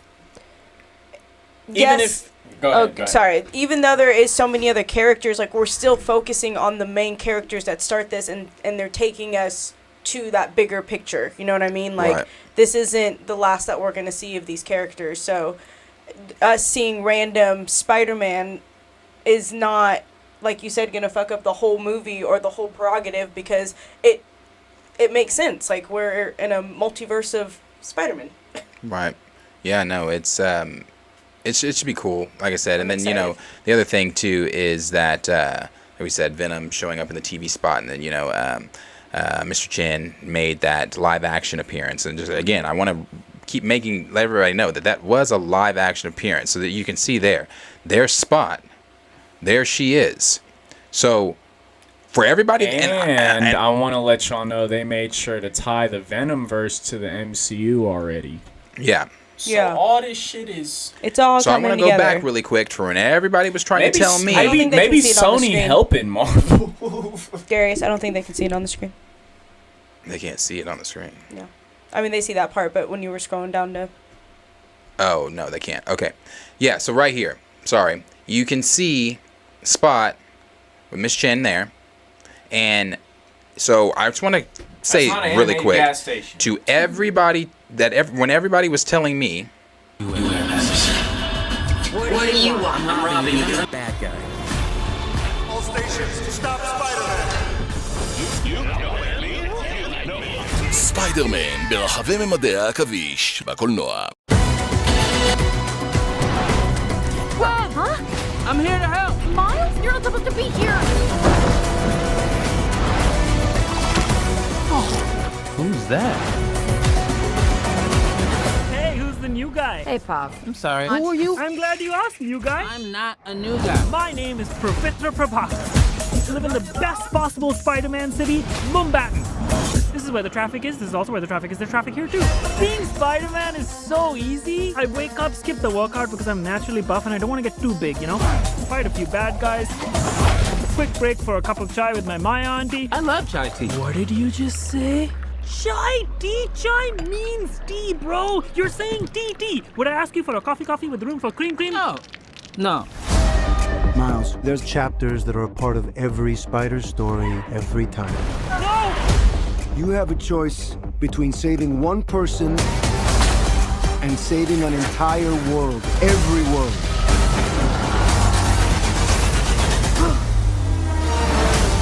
Stop him! Now! Miles, no! You can't run forever, kid! I'm just as much a Spider-Man as any of you. Miles, come on. This tension is so palpable. How can you guys even concentrate?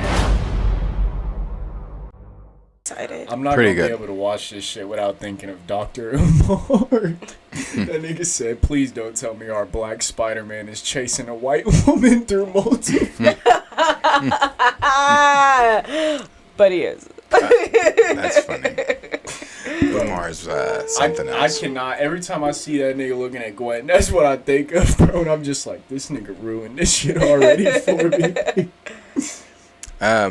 Yeah, so you see there in the very beginning of the trailer and the pictures there that Spot does show up in live action. It's not. No. The point I'm making with that is I want to go back because everyone was telling me they're never gonna mix live action with. I remember this shit.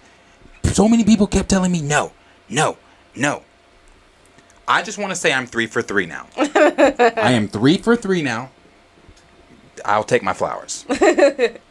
So yeah, it's definitely going to be mixing with the I don't think niggas is usually wrong in this room. No offense, Cody, but it was Cody. So we should be seeing more than just that. So I think that the fact that they did this is super dope. Yeah. Super dope. So yeah, I'm excited to see what they're doing. I'm ready to see what the fuck I haven't seen. Right. Exactly. That's some big shit to show, in my opinion. It is. It is. Just the context of it going into live action and stuff like that. Yeah. Even if it is for a split little second of him stealing a fucking pack of gum, it's like, what the fuck? It's like people who don't really watch shit like this are gonna be like, whoa, what the hell? Yeah. You know? So it's like, it's cool to see they're actually doing shit that, like you said, some people would never thought this shit would happen. And here we are. Yeah, for sure. Okay, so yeah, that's what's going on. Everything with the stuff going on with the Spider-Verse and some of the critics' reviews that took to social media to give their thoughts on the film. So we'll be seeing the film on the 1st, and of course we'll give you guys we'll see it Wednesday. We'll give you our review that Thursday. What is that? That's next Wednesday. Next Thursday. So next Thursday we will be talking to you guys about what we saw in the film and our thoughts on it, and etc. etc. But as always, let us know down below in the comments what you guys are thinking of some of the things that we just discussed as far as like Venom, the Venomverse connecting into Across the Spider-Verse, seeing the live action Miss Chan and everything else like that. What are you guys thinking? What are your expectations for this film? Or are you not really looking forward to Spider-Verse? Let us know down below in the comments what you guys think. We're going to go ahead and move to the next one. And the next one that we're going to move to is going to be, now this is wild. I do want to say this before we get into this. I had to make sure, I did a lot of diving into this one because it was like, is this what I think is really going on here? Okay. Where to start? Okay, first I guess I want to express that this is a rumor. This is a rumor. Like everything we talk about, normally it is a rumor. We don't know anything for sure. So it's very unclear where all of this is coming from. However, the rumor is making its way around the internet, and it's that Jeff Loveness is a scooper. And when I say, let me clarify what I mean when I say that for people that are asking, what do you mean? Clarify. There are people online, many people, that believe Jeff Loveness could be not My Time to Shine, hello, possibly, but could be a leaker, a scooper like My Time to Shine, hello, like Can We Get Some Toast, like Casey Walsh, like Daniel RPK, like some of the others that we name over here that are credible, the Divinity Seeker, the Geekster, or any of those other guys that are out there that are scoopers and leakers. So if you were not here last week, previously on Avatar, when we last discussed things, we talked about Jeff Loveness being removed seemingly because it's not confirmed by Marvel. This is coming from Jeff Snyder over at the Hot Mic. That Jeff Loveness was removed, as you can see, from Kang Dynasty and writing the Kang Dynasty. But before all of that, I'm gonna make sure I'm getting all this right. Before all of that, because it's also rumored that he was let go before the writer's strike. So this is not. I've seen people saying like, oh, he's only let go for the writer's strike. This was no. This was before the writer's strike. I don't think Marvel has any plans, if this is indeed true, to bring him back. And I do believe this is true. I don't know about him being the leaker. There's a lot of evidence that point toward this motherfucker being a leaker, but I don't know if. Yeah. So okay. So let's take yourselves back to Quantumania, a little bit before Quantumania. If you were here, Liam, I don't know if you're in the chat or not. I haven't seen you in the chat, but Liam, I know he should remember this. A lot of you guys should too. Remember when Quantumania came out? It was like a week before the film, and the entire script leaked on the Marvel Studios subreddit, and it was quickly taken. I read it because remember I got on the stream that next day and I was like, hey, I read some of it. I can tell you what I remember I read, because it was the scene that stuck out to me the most was the scene that I was excited the most about, when he was talking to Cassie and he was telling Ant-Man, I'll kill her. That was in the script, so we read that. No, and the scene that stuck out the most was whenever fucking she put her hand on Kang's chair, and it was talking about she started seeing all his memories and shit. Yeah, but I'm talking about the script. I'm talking about what I read in the script. That I didn't read that in the script. The only thing I saw in the script was the jail scene and between Paul Rudd and everybody else. So we see that was the scene I talked about on the live after the script had leaked, but then the script was quickly taken down. So after that, we didn't really talk about any of this, but this was stuff that was going on. Marvel Studios and Kevin Feige sued the shit out of Google. They sued the shit out of that subreddit. And they want names. They wanted. They might still want. I don't know. They wanted names of the people in charge of that subreddit because they wanted to sue the shit out of them because you leaked the entire fucking script. Right. So you had all that going on. They wanted the names of all the anonymous people for the subreddit, and the subreddit had damn near 100 million subs to that, and that's just people that were subscribed to it. That's not the foot traffic. That's not people that aren't subscribed.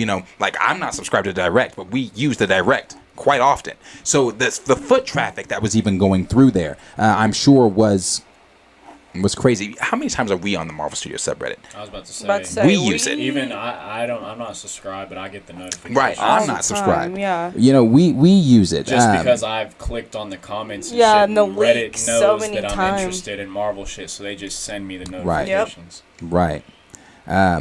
But it doesn't stop there. It gets crazier. And like I said, you guys have heard me say names like Can We Get Some Toes, Daniel RPK, all the names I just said, My Time to Shine Hello, Casey Walsh, Divinity Seeker, The Geekster, all those good, even the Watcher. The Watcher. I haven't said that one in a while, and there's a reason, but I'm going to get to that in just a second. Well, around the time that all this shit happened, around the time that all this was coming out about Jeff Loveness possibly being a scooper and blah, blah, blah, blah, blah, the Watcher account suspiciously deleted. And we talked about the Watcher a lot because the Watcher, My Time to Shine Hello, and Can We Get Some Toast? Yeah. Those are the three that be on it. Daniel RPK really be on it. I think Daniel RPK has to be someone that works for Marvel. He has to be. Like, there's no way. He's too on it sometimes. There's no way. He has to be. So it's like you've got Can We Get Some Toast, the Watcher, My Time to Shine Hello. Can We Get Some Toast? My Time to Shine Hello are still here. The Watcher's account deleted itself. I'm going to read you some of these old tweets. Hold on. I had to screenshot a lot of this because Jeff Loveness has been deleting tweets. People were going through his old tweets and he's been deleting them because of some of the things he said. Bro, it's wild. Hold on. So, let me find the first one. So, I was thinking to myself, what did he do to make them niggas that bad? Oh, it's not going to let me zoom here. Let me see. Let's go ahead this. Now, I guess we'll say this. Jeff Loveness, that is him tweeting. That's his Twitter. That's not me. He has come out and claimed that it's bogus. He said, nah, that's not me. Didn't leak anything. All bogus. Guilty. Now, brother, that's a little weird. It was in the nah. The reason this is weird to me is because why are you in spaces where these conversations are even happening? Yeah, like it's weird that you, being the writer that you are for Quantumania, this obviously means he's aware of the conversation. He's aware of what's being said about him. He's saying that it's bogus, blah blah blah blah blah. But again, why are you in these spaces? That's what's weird to me. So I'm gonna read this. This is that picture, but I'm gonna read it because it's a little. So someone tweeted, "Loveness hate train annoying as fuck right now." Then the Watcher tweeted back and said, "Right. However, not all the choices people are criticizing were his. There's clearly a Loveness hate train going on, which I don't think is deserved. It just feels like he's being left to deal with the backlash all by himself, and everyone else. Hold on. And everyone else. God damn it.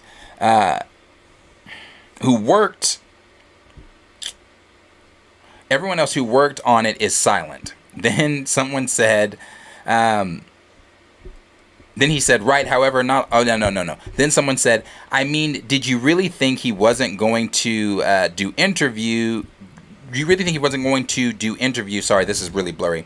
People are going to ask him about the choices he made." Then the Watcher replied and said, "Feeding that man to the wolves. What about Peyton Reed?" Ooh. Wait a minute. What is the bottom one? Fuck. Then the bottom one says. What about Peyton? The bottom one says, why do they keep letting Jeff Loveness do interviews? It almost seems cruel at this point. Okay. We were talking about that nigga interviews though, on the red carpet. Yeah, it was weird. His interviews were weird because remember I said this. Yes. If I'm still a writer. I said this last week when he kept saying, he's funny. Even the way I feel like now we can even go back to, you remember how Feige was acting kind of annoyed and shit on the carpet? I think he was kind of getting the vibe that what the fuck is this nigga What is going on? Yeah. What is going on? What the fuck is this nigga doing, bro? We were at the premiere and he's over here doing all this goofy shit. Yeah. He probably already knew the script leaked and shit. So he's probably already a little pissed about the movie and that. Seen the reviews bombing and shit. Yeah, it was just a lot. But then it goes on. It goes on from there. Jeff Loveness tweeted on this was in 2018, March 26th or April 26th of 2018, I believe. I think that's right. Jeff Loveness said, "Honestly, I wish Marvel all the best on their huge flop." Then he said, he was talking, I don't know which film he was talking about there, but then he also tweeted on March 16th, 2018. So it must have been about Infinity War. He said, "So excited that I can finally share my script punch up for Infinity War." Then he said, "Thanos is here. He has a glove. Thanos, this is my glove. Give me your rocks. Magneto, is your glove metal? Thanos, yes. Thanos dead. End of movie." That's what Jeff Loveness wrote on Twitter. Which is basically. Then hold on. Where's the other one? Was that the last one? That's so crazy because Twitter will show you when this has been deleted. This tweet has been deleted. Yeah. No. I'm like low-key afraid of Twitter, bro. He's been going through and he's been deleting a lot of his old tweets and some of the things that he's been saying and all of that. So basically, he's a scooper. He's a leaker. He might be, bro. He might be. A lot of people are saying he is the Watcher. A lot of people are saying that Jeff Loveness is the Watcher. Like he runs the Watcher, which makes sense. sense. The account's deleted. The account's gone. The Watcher account is. That's suspicious. Yeah, it's gone. That's weird. So he, like I said, he's aware of these comments and everything that's going on with this.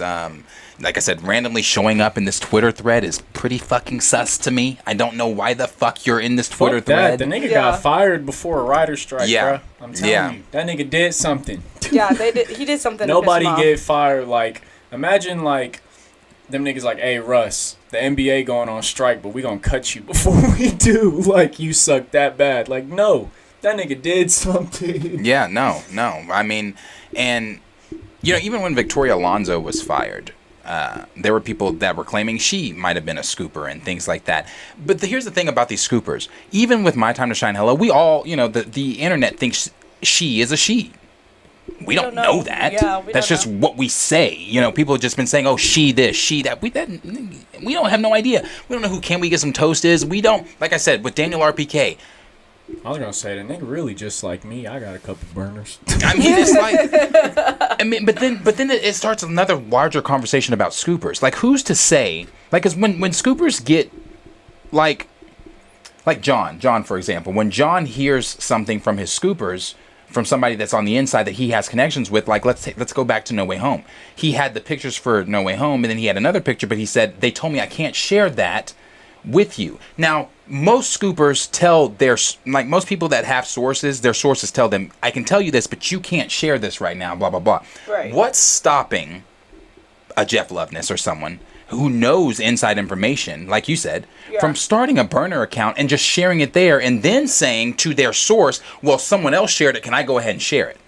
When that someone else is them. You know what I'm saying? That's what I'm saying. You have no idea. We have no fucking clue who any of these scoopers are. We have no idea. My Time to Shine Hello could very well be Kevin fucking Feige. Yeah, you can see some shit with 0 likes, and it could be absolutely fucking true. Yeah. Yeah. You can see some shit, and everyone like, you're a fucking dumbass, and it could be the nigga who wrote it. Yeah. Honestly, you don't know.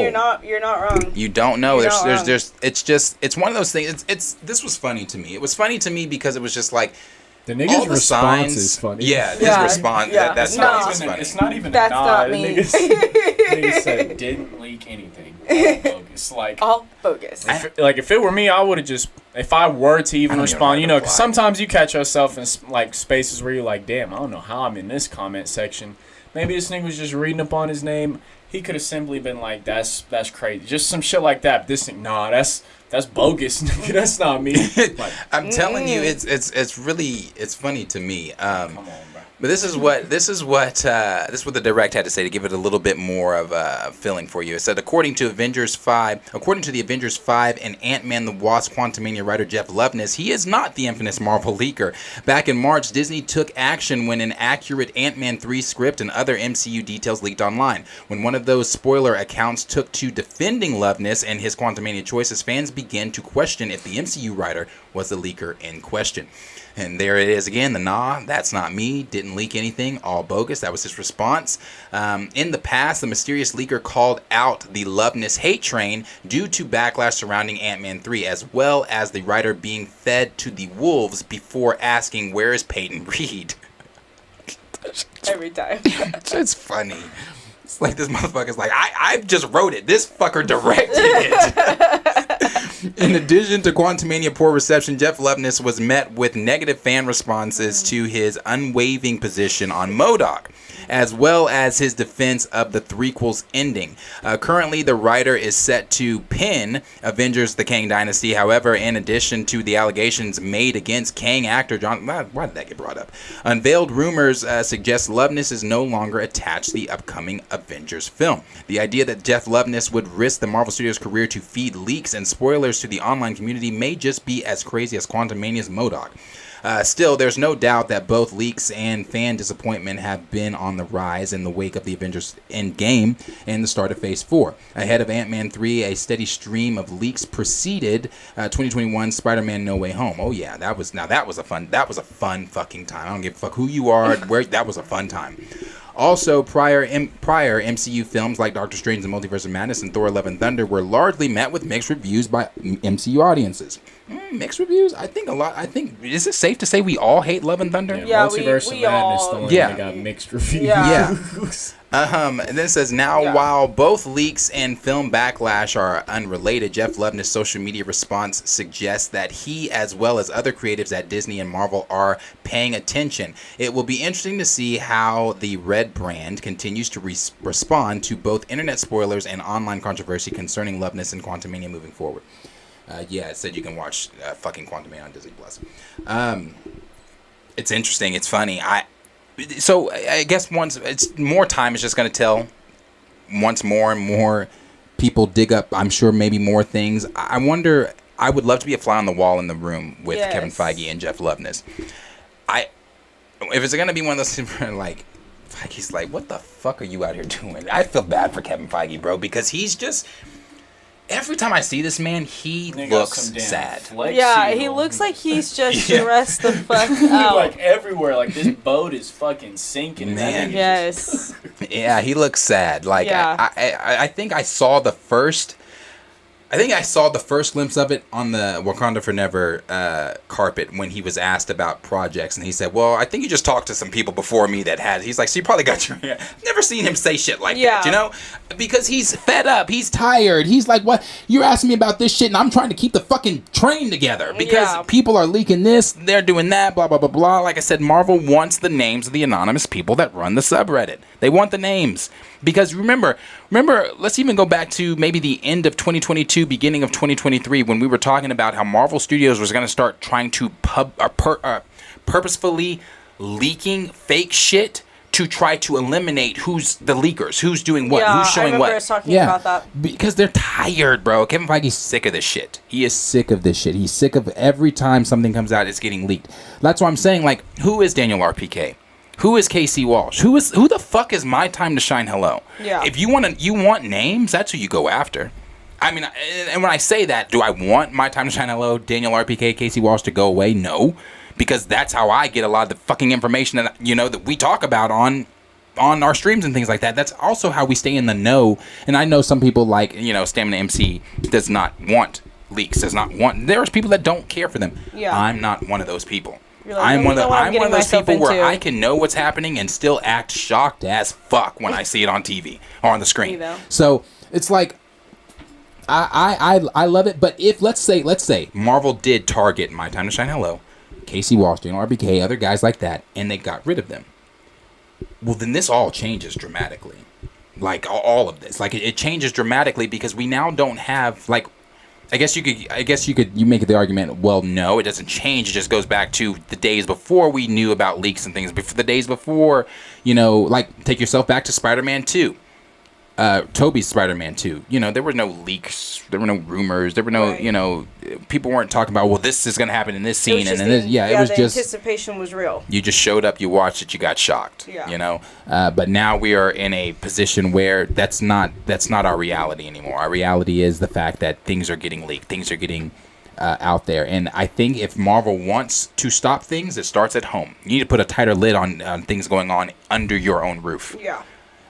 Because someone's talking to me. Yeah, someone's talking. Because the things that My Time to Shine Hello says and Daniel RPK say, that's why I think Daniel RPK has to be someone at Marvel. Like, there's no way. Hey, baby. How the fuck does he know the shit he knows? Dad or family member of someone who is. Yeah. Or very close friend or spouse. Someone. Because when it comes to scoops, he's always one of the first to put something out. And then the other scoopers will, like, take what he said and then reword it. Mm-hmm. But Daniel posts most of that shit on it. I'm not on his Patreon, but he posted it on his Patreon, and then from the Patreon, that's where it kind of goes everywhere. Yeah. So it's like I don't know who these people are, but I'm gonna definitely pay attention to this next few days. Yeah, he does. And it's like it's not even like it's so close. Like no, he's dead set on. No, yeah, Daniel RPK is definitely got sources. Like, so I'm definitely gonna be paying attention to this. Loveness stuff for the next few days to see what's going on with Jeff. Is he the scooper? He says nah. I think you is, bruh. He says nah, all bogus. I think he's scooping. I think you. But the question is for you guys. Let us know down below in the comments what you guys are thinking about Jeff Loveness possibly being the scooper. Is Jeff Loveness the Watcher? That's the question. There's no other question after that. Is Jeff Loveness the Watcher? Let us know down below in the comments what you guys are thinking. What are they saying? Justin said, it's 2023. Technology is only progressive more and more, and everything is digital nowadays. So no matter how hard they try, there's always going to be someone who gets something and leaks it. Yeah. Yeah, that's true. Nico Beans said, if they were paying attention to fans, and they would have recast bro. It's like the 8th time. And had Fantastic Four at the end of the second Black Panther film. Sir Yuri said, find me a person that said they liked Love and Thunder, and I will tell you that you found a pathological liar. That's very true. Yeah, that movie was mega wild. Hey, Stamina MC, I actually just was talking about you. What up, Stam? Greetings. What it do? Yeah, you popped in perfectly. You don't like no leaks. Gray said Kevin Feige fixing to walk in a meeting like Nino Brown. Nobody know nothing. Yeah. Omega said Thor: Love and Thunder is a masterpiece. That part where Rocket and the new Guardians running. Oh wait, that's Guardians. Yeah, no. Like I remember, I told every nigga like when we seen the Guardians in the Love and Thunder trailer, I was like, these niggas are not in this movie. That movie is so bad. I remember when I saw that trailer, I was so confused. I was like, how did we? Bro, I'll never forget this nigga face when Thor hopped on that fucking. I was so like bad. a witch, bro. Oh my god! I think that was the moment I said, I think I'm done. Yeah, I think I'm done with this movie. Nigga, I was so dead. Because it was the way it happened. Thor, we need your help to. That movie has stupid scenes all over. Yeah, it's fucking Korg all having sex with his hands and recreating a rock. The fucking beginning. You got Thor talking to himself, saying, "I just want someone to come tell me they need my help." Thor, we need your help. Telling a story about like this nigga's a fairy tale god or some shit. Like that shit was it's just not good. I haven't seen it outside the theater, and I won't. It's on my never watch list with For Never. Not again said Jeff Loveness out here with the suspicious Katie Reddit fingers burner accounts. Explains why Feige was at the red carpet with Suge Knight. Yes, that's exactly right. That's exactly just one red carpet. That nigga show up all the time, like always with some arrogant comments and shit. I'm telling you, he's been on one. And he has every right to be, because what the actual fuck? Johnny Washington said maybe Loveness was the one to leak the Ant-Man 3 script to see if anyone would like the movie. LOL, makes sense now. Hey, I'm telling you, there's so much shit that makes sense that it's just like I'm gonna be honest with you. I think he is the Watcher. I think he is because you look at the crazy manic shit he was saying on the red carpet. Am I gonna go if they let me back in? Like, why the fuck are you saying that? Yeah, like if my badge works, why the fuck are you saying that? Like, you're about to write Avengers 5. Why are you talking like that? And then I don't know. He's strange, but that's what you get when you're pulling over Rick and Morty writers. And another, and not only that, Jeff Loveness outside of Quantumania doesn't have anything big on his resume. No. So why that was the choice? I don't know. Sir Yuri G said, if you have T-Mobile, remember to get your $5 ticket for Into the Spider-Verse. I sure do, and I will. I like a cheap deal, so I'll remember that. I think Sprint and T-Mobile together now, so I should have it. Yeah. I remember that. Again, Justin said, but then that means people in the animated universe stay animated even in the real world. I don't know how I feel about Roger Rabbit 2. I don't think they're going to do that. From what he's seen, because Spot is animated. Right. I see that. I know. I would like to say I know that Marvel's not going to pull Miles in and have him animated. I walked out of I will walk out. I will walk out. I walked out of For Never. I will walk out, and I will be officially done. I'm telling you. Scotty little nigga come through. I will be officially done, and I will demand my money back. Bro, like animation wise, like next to like a real nigga, he might be like this tall, bro. I feel you on the Roger Rabbit too. That better not be. Oh my gosh, that's hilarious. Shirley said, why was the writer of Rick and Morty there in the first place? Right. Because they hired Jessica Gao, Michael Waldron. Who looked at Rick and Morty and said? Because they looked at Rick and Morty. They looked at that multiversal shit that they were doing, which is it's good in Rick and Morty for what it is. For animation, animation. But that's what I'm saying. Who looked at Rick and Morty and said? I don't think they should have hired the writers for that shit. Yeah, no. Like, I don't think the writing is what makes Rick and Morty good. It's the animation. You want to bring in some writers? I saw people saying bring in Hickman. I wouldn't. There was a time where Marvel did consult with Johnathan Hickman and other comic writers. I don't know if they still do or not, but bring in Hickman. Yeah. I mean, Hickman gave us Secret Wars, bro. Like what? Bring in Hickman. You can bring back help me, writers. My writers for Civil War, Infinity War. Fucking. Yes, Bendis. Thank you. Yes. That's. Thank you. Chill. Yes, I bring some of those guys back. Let them write again. Because this when they were writing, shit was good. Yeah, shit was good. great. Time was simple. No, Marcus and McFeely. That's who it is. Marcus and McFeely. I couldn't remember. Yes, please bring them back. I mean, but at the same time, how hard is it to find a nigga like me or you or Corey? You know, like any comic book fan. You know, like how hard is it to find someone that can like take it back from take it back to the nigga that's missing. I ain't heard from him in a while. It's a red flag for them. Yeah. I don't know. I'm serious. I'm concerned. I need a milk carton. Have you seen this nigga? Where the fuck is Nate? He working on Cap. Oh yeah, he's busy. He's busy making sure that is a nigga struggle story. He is making sure that we don't forget that he has his foot on niggas' next 247. What's crazy is like even though like every time you say that, I think, and it's like, man, this nigga done made every black character we've seen struggle, like from T'Challa to Isaiah to Sam. He doesn't Angela care. Bassett to like anyone, nigga. Oh yeah, he probably makes his half-breed kid struggle. Damn. One half of you is gonna struggle, nigga. You know your ancestors were some slaves, right? You got all this and you go to this white school, but you're black. Nate Moore is Terry Crews from White Chicks. Oh my god. So you mean to tell me you're not white? The deception. that is Nate Moore. Nate Moore is Terry Crews. Nate Moore got Uncle Ruckus vibe. It's giving Uncle Ruckus for sure. Bro. Oh shit. Oh my god, that's hilarious. Bro, I can't even repeat what this nigga Uncle Ruckus said. Oh man, not Uncle Ruckus. Grace said, Jeff Loveness, to hell with them, then I'm leaking everything on my own. Right. Hey, bro, when I worked for Cane's my sophomore year, when they fired me, I told everybody what's in the Cane's sauce. Man. I told everybody how to make it. Said, I'm making for you right now. Couldn't stop me once I learned what Worcestershire was. One more stopping me. SSJ K-Dot said, I hope the MCU soft reboots at Secret Wars. We're about to have a Marvel universe where Tony Stark, T'Challa, and Reed Richards may never interact. Yeah. No, you're right. Which is just you're right. It's such an odd thing. It's not odd for me anymore.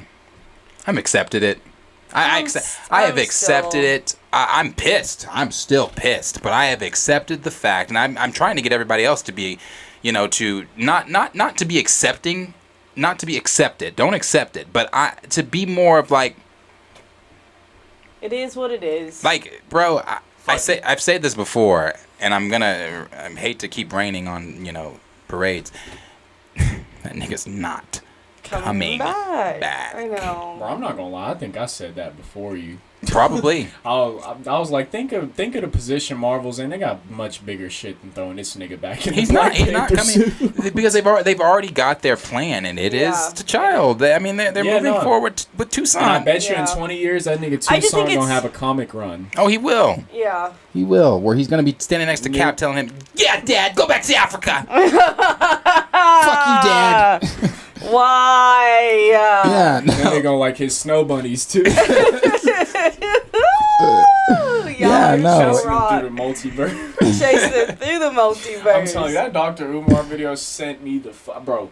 That shit made me laugh so hard. And he said, "Please don't tell me our nigga Spider-Man is chasing a white woman." The multiverse. He is. Then, Sir Yuri G said, honestly, if you want an MCU movie with comic writers, and it will be a banger. Hickman, Bendis, and A.I. Ewing, in my opinion. Wait, I'm sorry. One more time.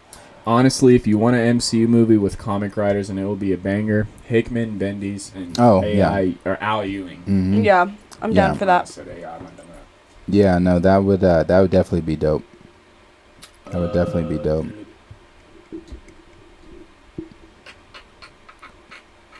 Not again said, it's hard seeing MCU doing a soft reboot with them building so many of the new generational characters.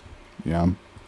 Got K-Dot that said, I guarantee you RDJ and Chris Evans returning for Secret Wars. RDJ Oppenheimer check will not last him that long. Oh, yeah. I mean, I have said this. When I was having this conversation with Trey, when Trey was on the channel and was trying to tell me that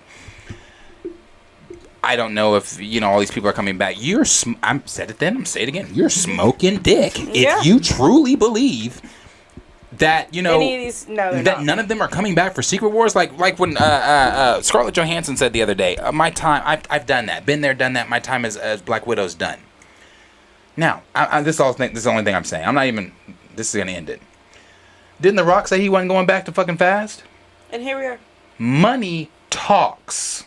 Enough decimals talks. Not only that, fucking Black Adam bombed where he thought it was going to pop and it didn't. So he like he just said, it's perfect like he just said, that Oppenheimer check ain't gonna last. And once one of them says yes, it's gonna get. Hey, we got Robert Downey Bro, back. I Scarlett, think Scarlett, you want to come back? I think they've all Yeah, no, already if said they yes. haven't already agreed to. And that's another thing. Maybe shit's so ass now because they already got so much of the budget set aside for fucking Secret Wars and shit. But because the thing is, after they announced that shit, like you said, they had to. They only announced one part, so we knew it was gonna get delayed and shit like that. So right. Maybe they really don't even know what they're doing at all. Kang I really this, don't. Kang that, Secret Wars this. I don't this think sucks. they- T'Challa's dead. Cap said go back to Africa. Iron Man's coming back. We got 8 Spider-Man. I don't know. Nobody Maybe. knows. The list goes on, man. Maybe. Not again said little TJ still at the beach with his mother waiting to be used as an exceptional black lead MCU superhero. Yeah. What's up, Josiah? I appreciate you being here. Nico said if they give Toussaint a comic run, then damn it, they can give Black Panther fan fiction character the time to shine too. Yeah, I'm just telling you, the MCU, It's Kevin done. Feige, they're over there. They don't care, bro. They never cared. I have like a playlist of me screaming about how much they don't care. They don't care about Black Panther. They don't care about T'Challa.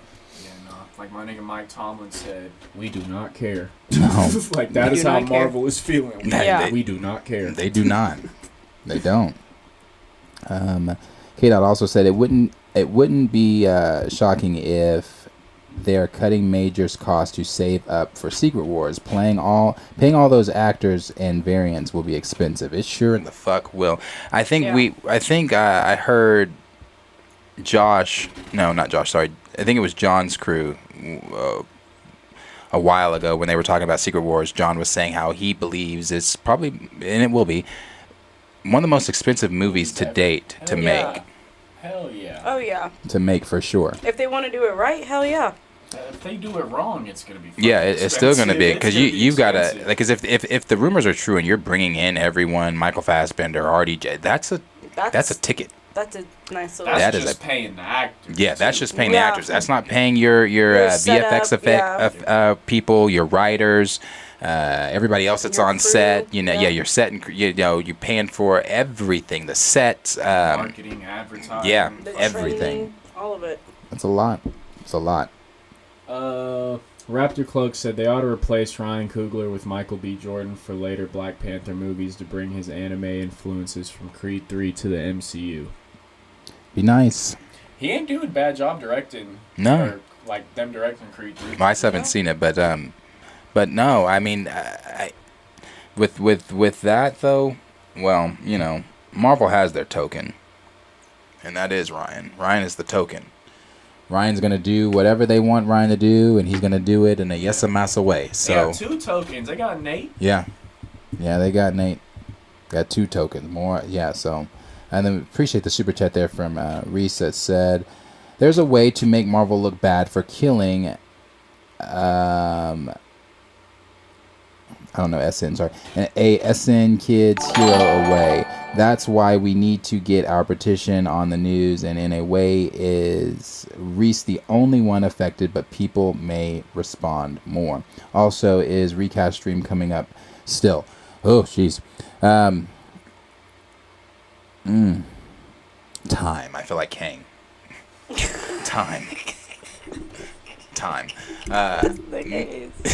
No, genuinely, I was breaking some shit down to y'all. If niggas are at work for 8 hours, you're supposed to be asleep for 8 hours. That's 66% of the day, goddammit. Like, I gotta eat, shit, piss, shower, take the dogs out, enjoy my life a little. Fucking, like, man, like you time. Just not It's just so time. not enough of it. Yeah, I mean, I still do want to do it. It's just the time. Where am I fitting it in? Where, you know, all that. And I think I'm going to save it, though, when there's more relevancy around the Black Panther. Because right now, it's little to none. There's, we all know we want the recast. We're screaming recast and all that, but there's no relevancy around the Black Panther franchise in the MCU right now. Chill, bro. That's what all my friends they be calling me the Riley of the group, bro. Just cause, like, I don't know. I appreciate that, though. That nigga Riley funny. Oh, special needs. Okay, I see. Thank you. Let's see. I want, Grace said, I want the director of Creed 2 / Transformers Rise of the Beast to direct T'Challa and Black Panther 3.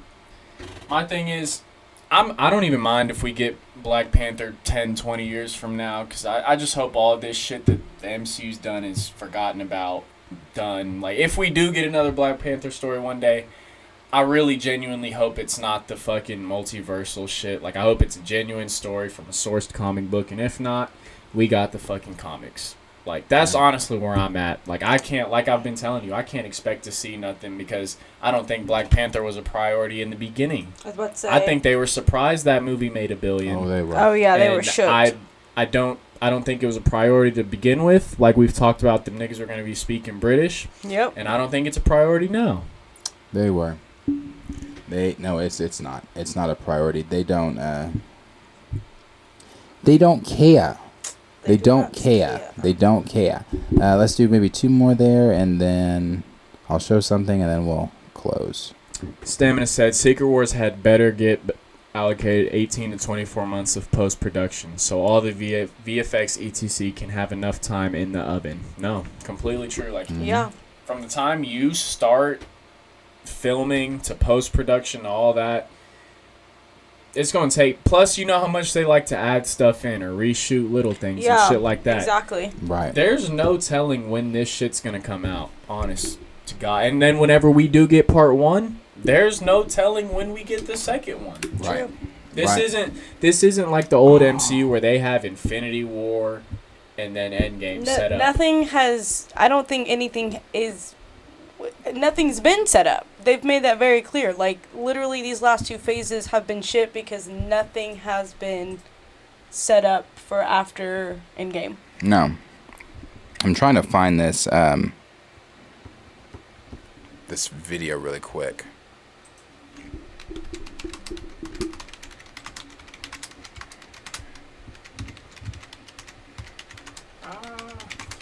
I gotta get a Riley frame. I swear I'm gonna get a tattoo of Riley. I'm gonna get a whole leg sleeve of like my favorite characters and animated characters and superheroes and shit. I'm gonna have that nigga Riley on there. Raymond said, Darius, I'm hearing rumors that to celebrate the release of the MJ biopic and the 35th anniversary of Bad, which was last year, the estate is releasing a 4K HD concert of MJ and the Bad tour in theaters. And it's going to be in the quality of Moonwalker Man in the Mirror performance, but this is a rumor. The current legal battle between them and Catherine might throw a wrench in it.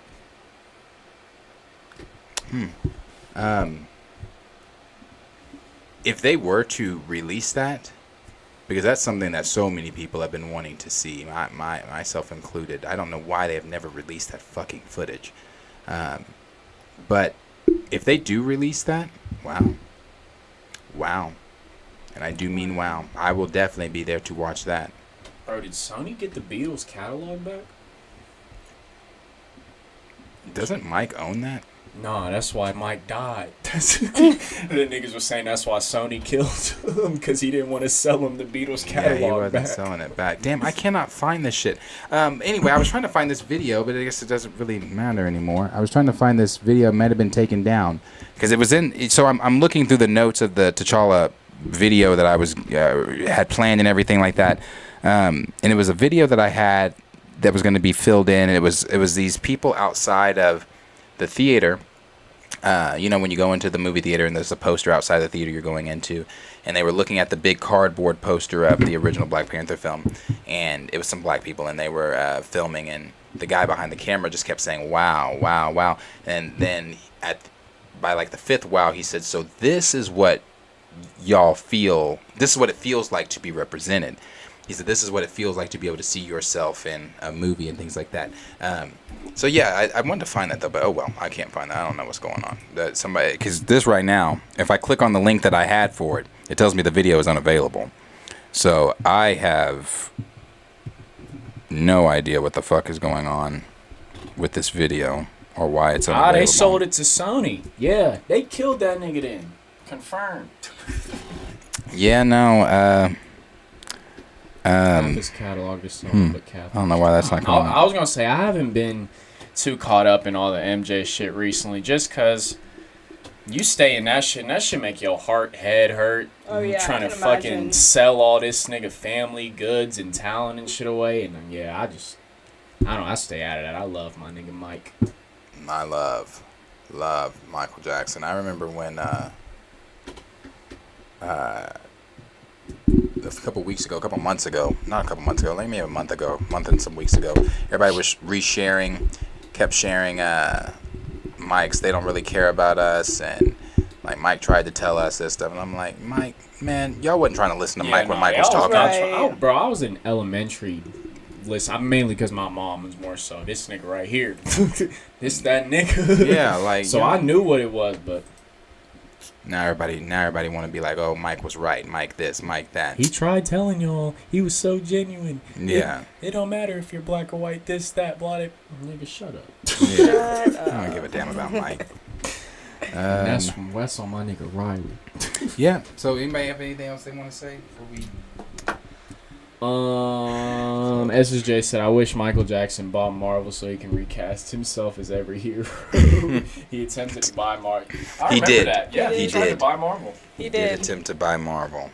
He did. Bro, that shit would have been crazy. Mike had big pocket. That nigga pockets was deep. Oh man, big dreams for like that nigga was like. Think if you handed like a little ass kid the whole world. Like that's really what Michael Jackson was. Yeah, no, he that shit, it's just like I watched this video of him in Vegas. I went to that. That's where actually I got these. That's where I got these from. I got these earrings here from the store in Vegas that Mike shops at. So if you go to that store that Mike used to, because you know he had a residency in Vegas. If you go to that store that he used to shop at, it's in Planet Hollywood. Outside of the store, they've got the video footage of him in the store, blah blah blah. So before I even walked in, there's the TV playing with all the footage of him in the store shopping, and the counter is like right by the door. And I said, Michael Jackson. I said, Michael Joseph Jackson was in this store. She said, yeah. I said, so he was possibly standing where the fuck I'm standing right now? I was like, so where in the store did he go? Right now, that nigga Darius probably said, dead ass. When I bought these, I was like, Mike might have touched maybe Mike tried these. Maybe he these tried could have possibly these. been in his earlobe. Maybe Mike probably looked at these and thought they were beautiful. But so the video that I've seen of him in that store, I forget who was interviewing him, some Indian guy. He kept Mike was just walking through the store saying, I want this, and they would put a sticker on it, I want that, I want that, I want that, I want that. And the guy interviewing him said, can you afford all this? The way Mike looked at him. Yeah, like, you fucking dumb. Gosh. Mike looked at him. Mike was like, yes. I was like, what the fuck do you mean can he afford it? Can I afford it? Do you know who I am? Nigga, I'll buy you. I would have been, I want him.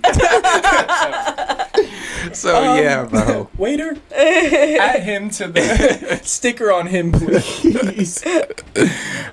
Shit's funny. But no, yeah. what always had me dead is the video with Oprah where he was like, I can't really sing right now. Oh, and then yeah. niggas start performing and shit. I'm like, this nigga is a fucking show out, bro. Like, he's like, oh, I can't really sing right That's now. why Oprah don't fuck with him. Niggas start making a whole beat and shit. I'm like, this. And she kept trying to cut him off. Yeah, bro. He's like, you wanted a performance, you gonna get it, and you gonna get billed. That's funny. Shit. That's funny. But yeah. So that's what we have for you guys today. Because like I said, I haven't worked out, so I have to do that. And that typically love working out. At this time, I do not want to. Yeah. I want to get in my fucking bed, but I have I love to. it more at night than I can't work out in the mornings. I don't work out in the I mornings. can, but it's not as good. I'm telling y'all right now that I'm hungry. I typically do in the So evening. we should already know what's that going Let's go ahead and get off this bitch for Corey start fucking yelling at y'all and trying to eat y'all. And First of all, I didn't even yell the last time. I was very quiet. Yeah, but you hungry now. Yeah, I'm hungry now. She's gonna turn into She-Hulk. I said food. Where's the pizza? Yeah, so Gonna turn into fucking Thor and bring me Thanos. Yeah, deadass. Food. bring me panda. Yeah, pretty Yeah. much.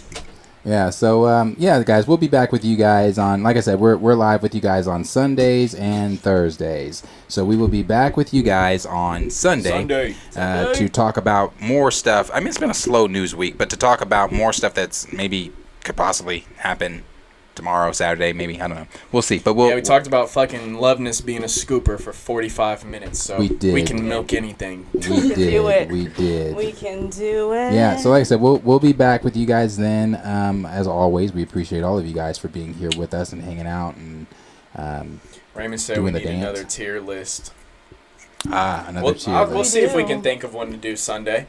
For tier list. Yeah, we'll have to think about one. I don't know We what do a one. tier list of anticipation for the new DC movies. Oh yeah, that would be fun. Oh, we could do that. We could do that. I guess, and we could even do anticipation for even some upcoming Marvel stuff. Maybe just anticipated movies in general, comic book Yeah. movies in general. Yeah. Maybe we'll get to that. This thing is so beautiful right here. It looks so good. Oh, he's so beautiful. Y'all should have seen it when he found it. In this story, he's like, do I want this? I'm getting this. it wasn't a very long decision.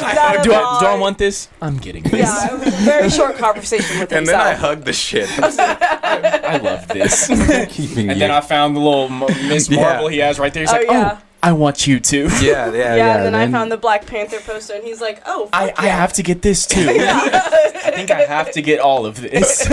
And so that's what he spends his money on. That's what I spend my fucking money on. and Kava." And And kava, which is pineapples. in my refrigerator right now, waiting for Waiting. me to destroy it. Let's go. I'm ready. I'm ready when you're ready. I love you guys. I bought 8 deals of pineapples the other night. 8 deals of pineapple. My next kava order, I'll get $10 off my next one. So we looking at a $3 bowl. My baby. bill, my meal was $4 today. My meal was $4 today. Looking at a $3 bowl, baby. I love that they treat me like a partner. No, yeah. I feel like when I walk in there sometimes, like you said, I've ordered so much now. Like they dead ass know They the know me. sticker, and they're Yeah. like, "Let me go ahead," because that bowl I sent you, that shit was like 1,000 calories, Yeah. bro, and I was fucking full. Yeah, no, the girl with the brown hair in there, the ponytail, she hooks my shit up every time. Every time. She told me, she was like, I make bowls the way I would want my bowl made. And I'm Yeah. like, bitch, that's that fucking energy. That's the I like energy I that need. shit. You right there? You make my shit every fucking time. Before we end, Justin said the Spider-Man 2 gameplay was beautiful, but we ain't even talk about that Oh, shit. no, but we yeah, didn't talk about it that. We was. didn't even watch. I didn't even watch it. I haven't Damn, seen it. we'll get to that Sunday then. Yeah, we'll have to watch that shit Sunday. was beautiful. Yeah, so, like I said, we appreciate all you guys being here with Missed y'all. us. Always. Hanging out, doing the dance, doing the Do shit. the thing. But we'll be back with you guys Sunday and then again Thursday to give you our review for Across the Spider-Verse Part 2. Until then, hop in the Discord. Yeah, hop in the Let us know if Discord. there's anything. Yeah. Yeah, guys, I stopped saying that, but I'll say it again. If you guys ever see something that you feel like we should be talking about, please Send some links Send for it. some new fucking chairs, bro. My stool I have in this studio is I meant to get you ass. guys pillows for I your said- asses. You see how he treats us? I'm a terrible. Ain't shit. Yeah, I am. Ain't They don't even shit. have health. Got me up They here don't have health hungry benefits. They don't have with- shit. Got me They don't have hungry benefits. with my back broken. They don't have snacks when they Riding, come bro. in. Insurance. If I drive up here and I'm get in a just wreck, hot. Like, it's Sometimes crazy. it's getting summer, so it's about to get hot in this fucking room because I we can't know. turn on the air. Man. it's too loud on the mic. The air will be too loud. Like y'all know, in the summer we suffer in this bitch. It'd be hot as a It'd be motherfucker hot. in here. Yeah, it'd be hot. And then in the winter, We black, nigga. You know how niggas getting hot. Woo! Niggas start getting cold. mad and start getting mad Yeah, at each other. shit. And I want to get out of here, and then mad at the world. Man. I have night sweats. I woke up sweating last night. I was so mad. I woke up. I woke up. I said, "Fuck!" just feel it. You know, you start moving. You do, and you feel it. And I was mad. I was slippery. It made me even more mad because I rolled over and it was 3, and my alarm goes off at 4. I said, "Fuck!" I was so mad. Like, why am I even here? Liam G said The Little Mermaid was good. He said he just got back from it. Oh, you got to see The Little Mermaid. Okay. Said it was. So that's 2 people. That's good. All right. I'm still checking it out. I'm still gonna watch it. So maybe I don't think I'm gonna pay for that this week, but maybe if I can pirate it. Is that next week? Is it out? Oh, it's out. He just said he watched it. Right. Right. So maybe if I can pirate that by Sunday, maybe we get a review for you guys. But I don't think my schedule allowed me to see that one. I still gotta fix the car up a little bit. Man, I'm trying to save too because I'm trying to get the second studio together. That shit's about to cost stupid amounts and just all that, bro. I'm just trying to eat. I'm just saying. Okay, we're gonna close. Sorry, guys, we gotta leave. Corey wants to fucking eat. Sorry, Corey. I'm not sorry. Corey wants to spare a minute or 2 with y'all. Yeah. Can't hang out with y'all because Corey wants to fucking eat. No, sorry, no hanging out. So okay, guys, we're gonna go before Corey tears my house apart. Yeah. Listen, I'm not sorry. Turns into fucking abomination. Yeah, somebody slide her a Snickers. I literally said I'm hungry 10 minutes ago. I told y'all at the 10-minute mark. Okay. Get a Snickers. Like, damn, I told y'all at the 10-minute mark. Just like an hour. Yeah. She's like, I'm telling you, it's like that video. Oh, I've been at work all day. I want food. That's literally fucking. That's you. Yes. That's you. Hi. Boston beat Miami. Shut the fuck up. Okay, I'm getting. Oh, what? I'm shocked as shit. Isn't that 2 for them now? That shit finna go to 6. Oh shit. Okay. Miami blow a 3-0. That's y'all gonna hear us sit here. Marcus Smart said, "Don't let us win." And niggas been talking shit on Marcus Smart hair. So Marcus Smart finna start hooping. Ah shit. Boston that nigga won. hair is green for his mom. So I love you guys. Green for the moms. Okay, we're out. We're out for real because I really do have to work out. So we're out. Corey got to get some food. Corey's got to get some fucking food. It's gonna get angry in here if we don't leave. It's fixing to get real. Y'all talking about Miami Dolphin Philadelphia's and I don't care. I don't care.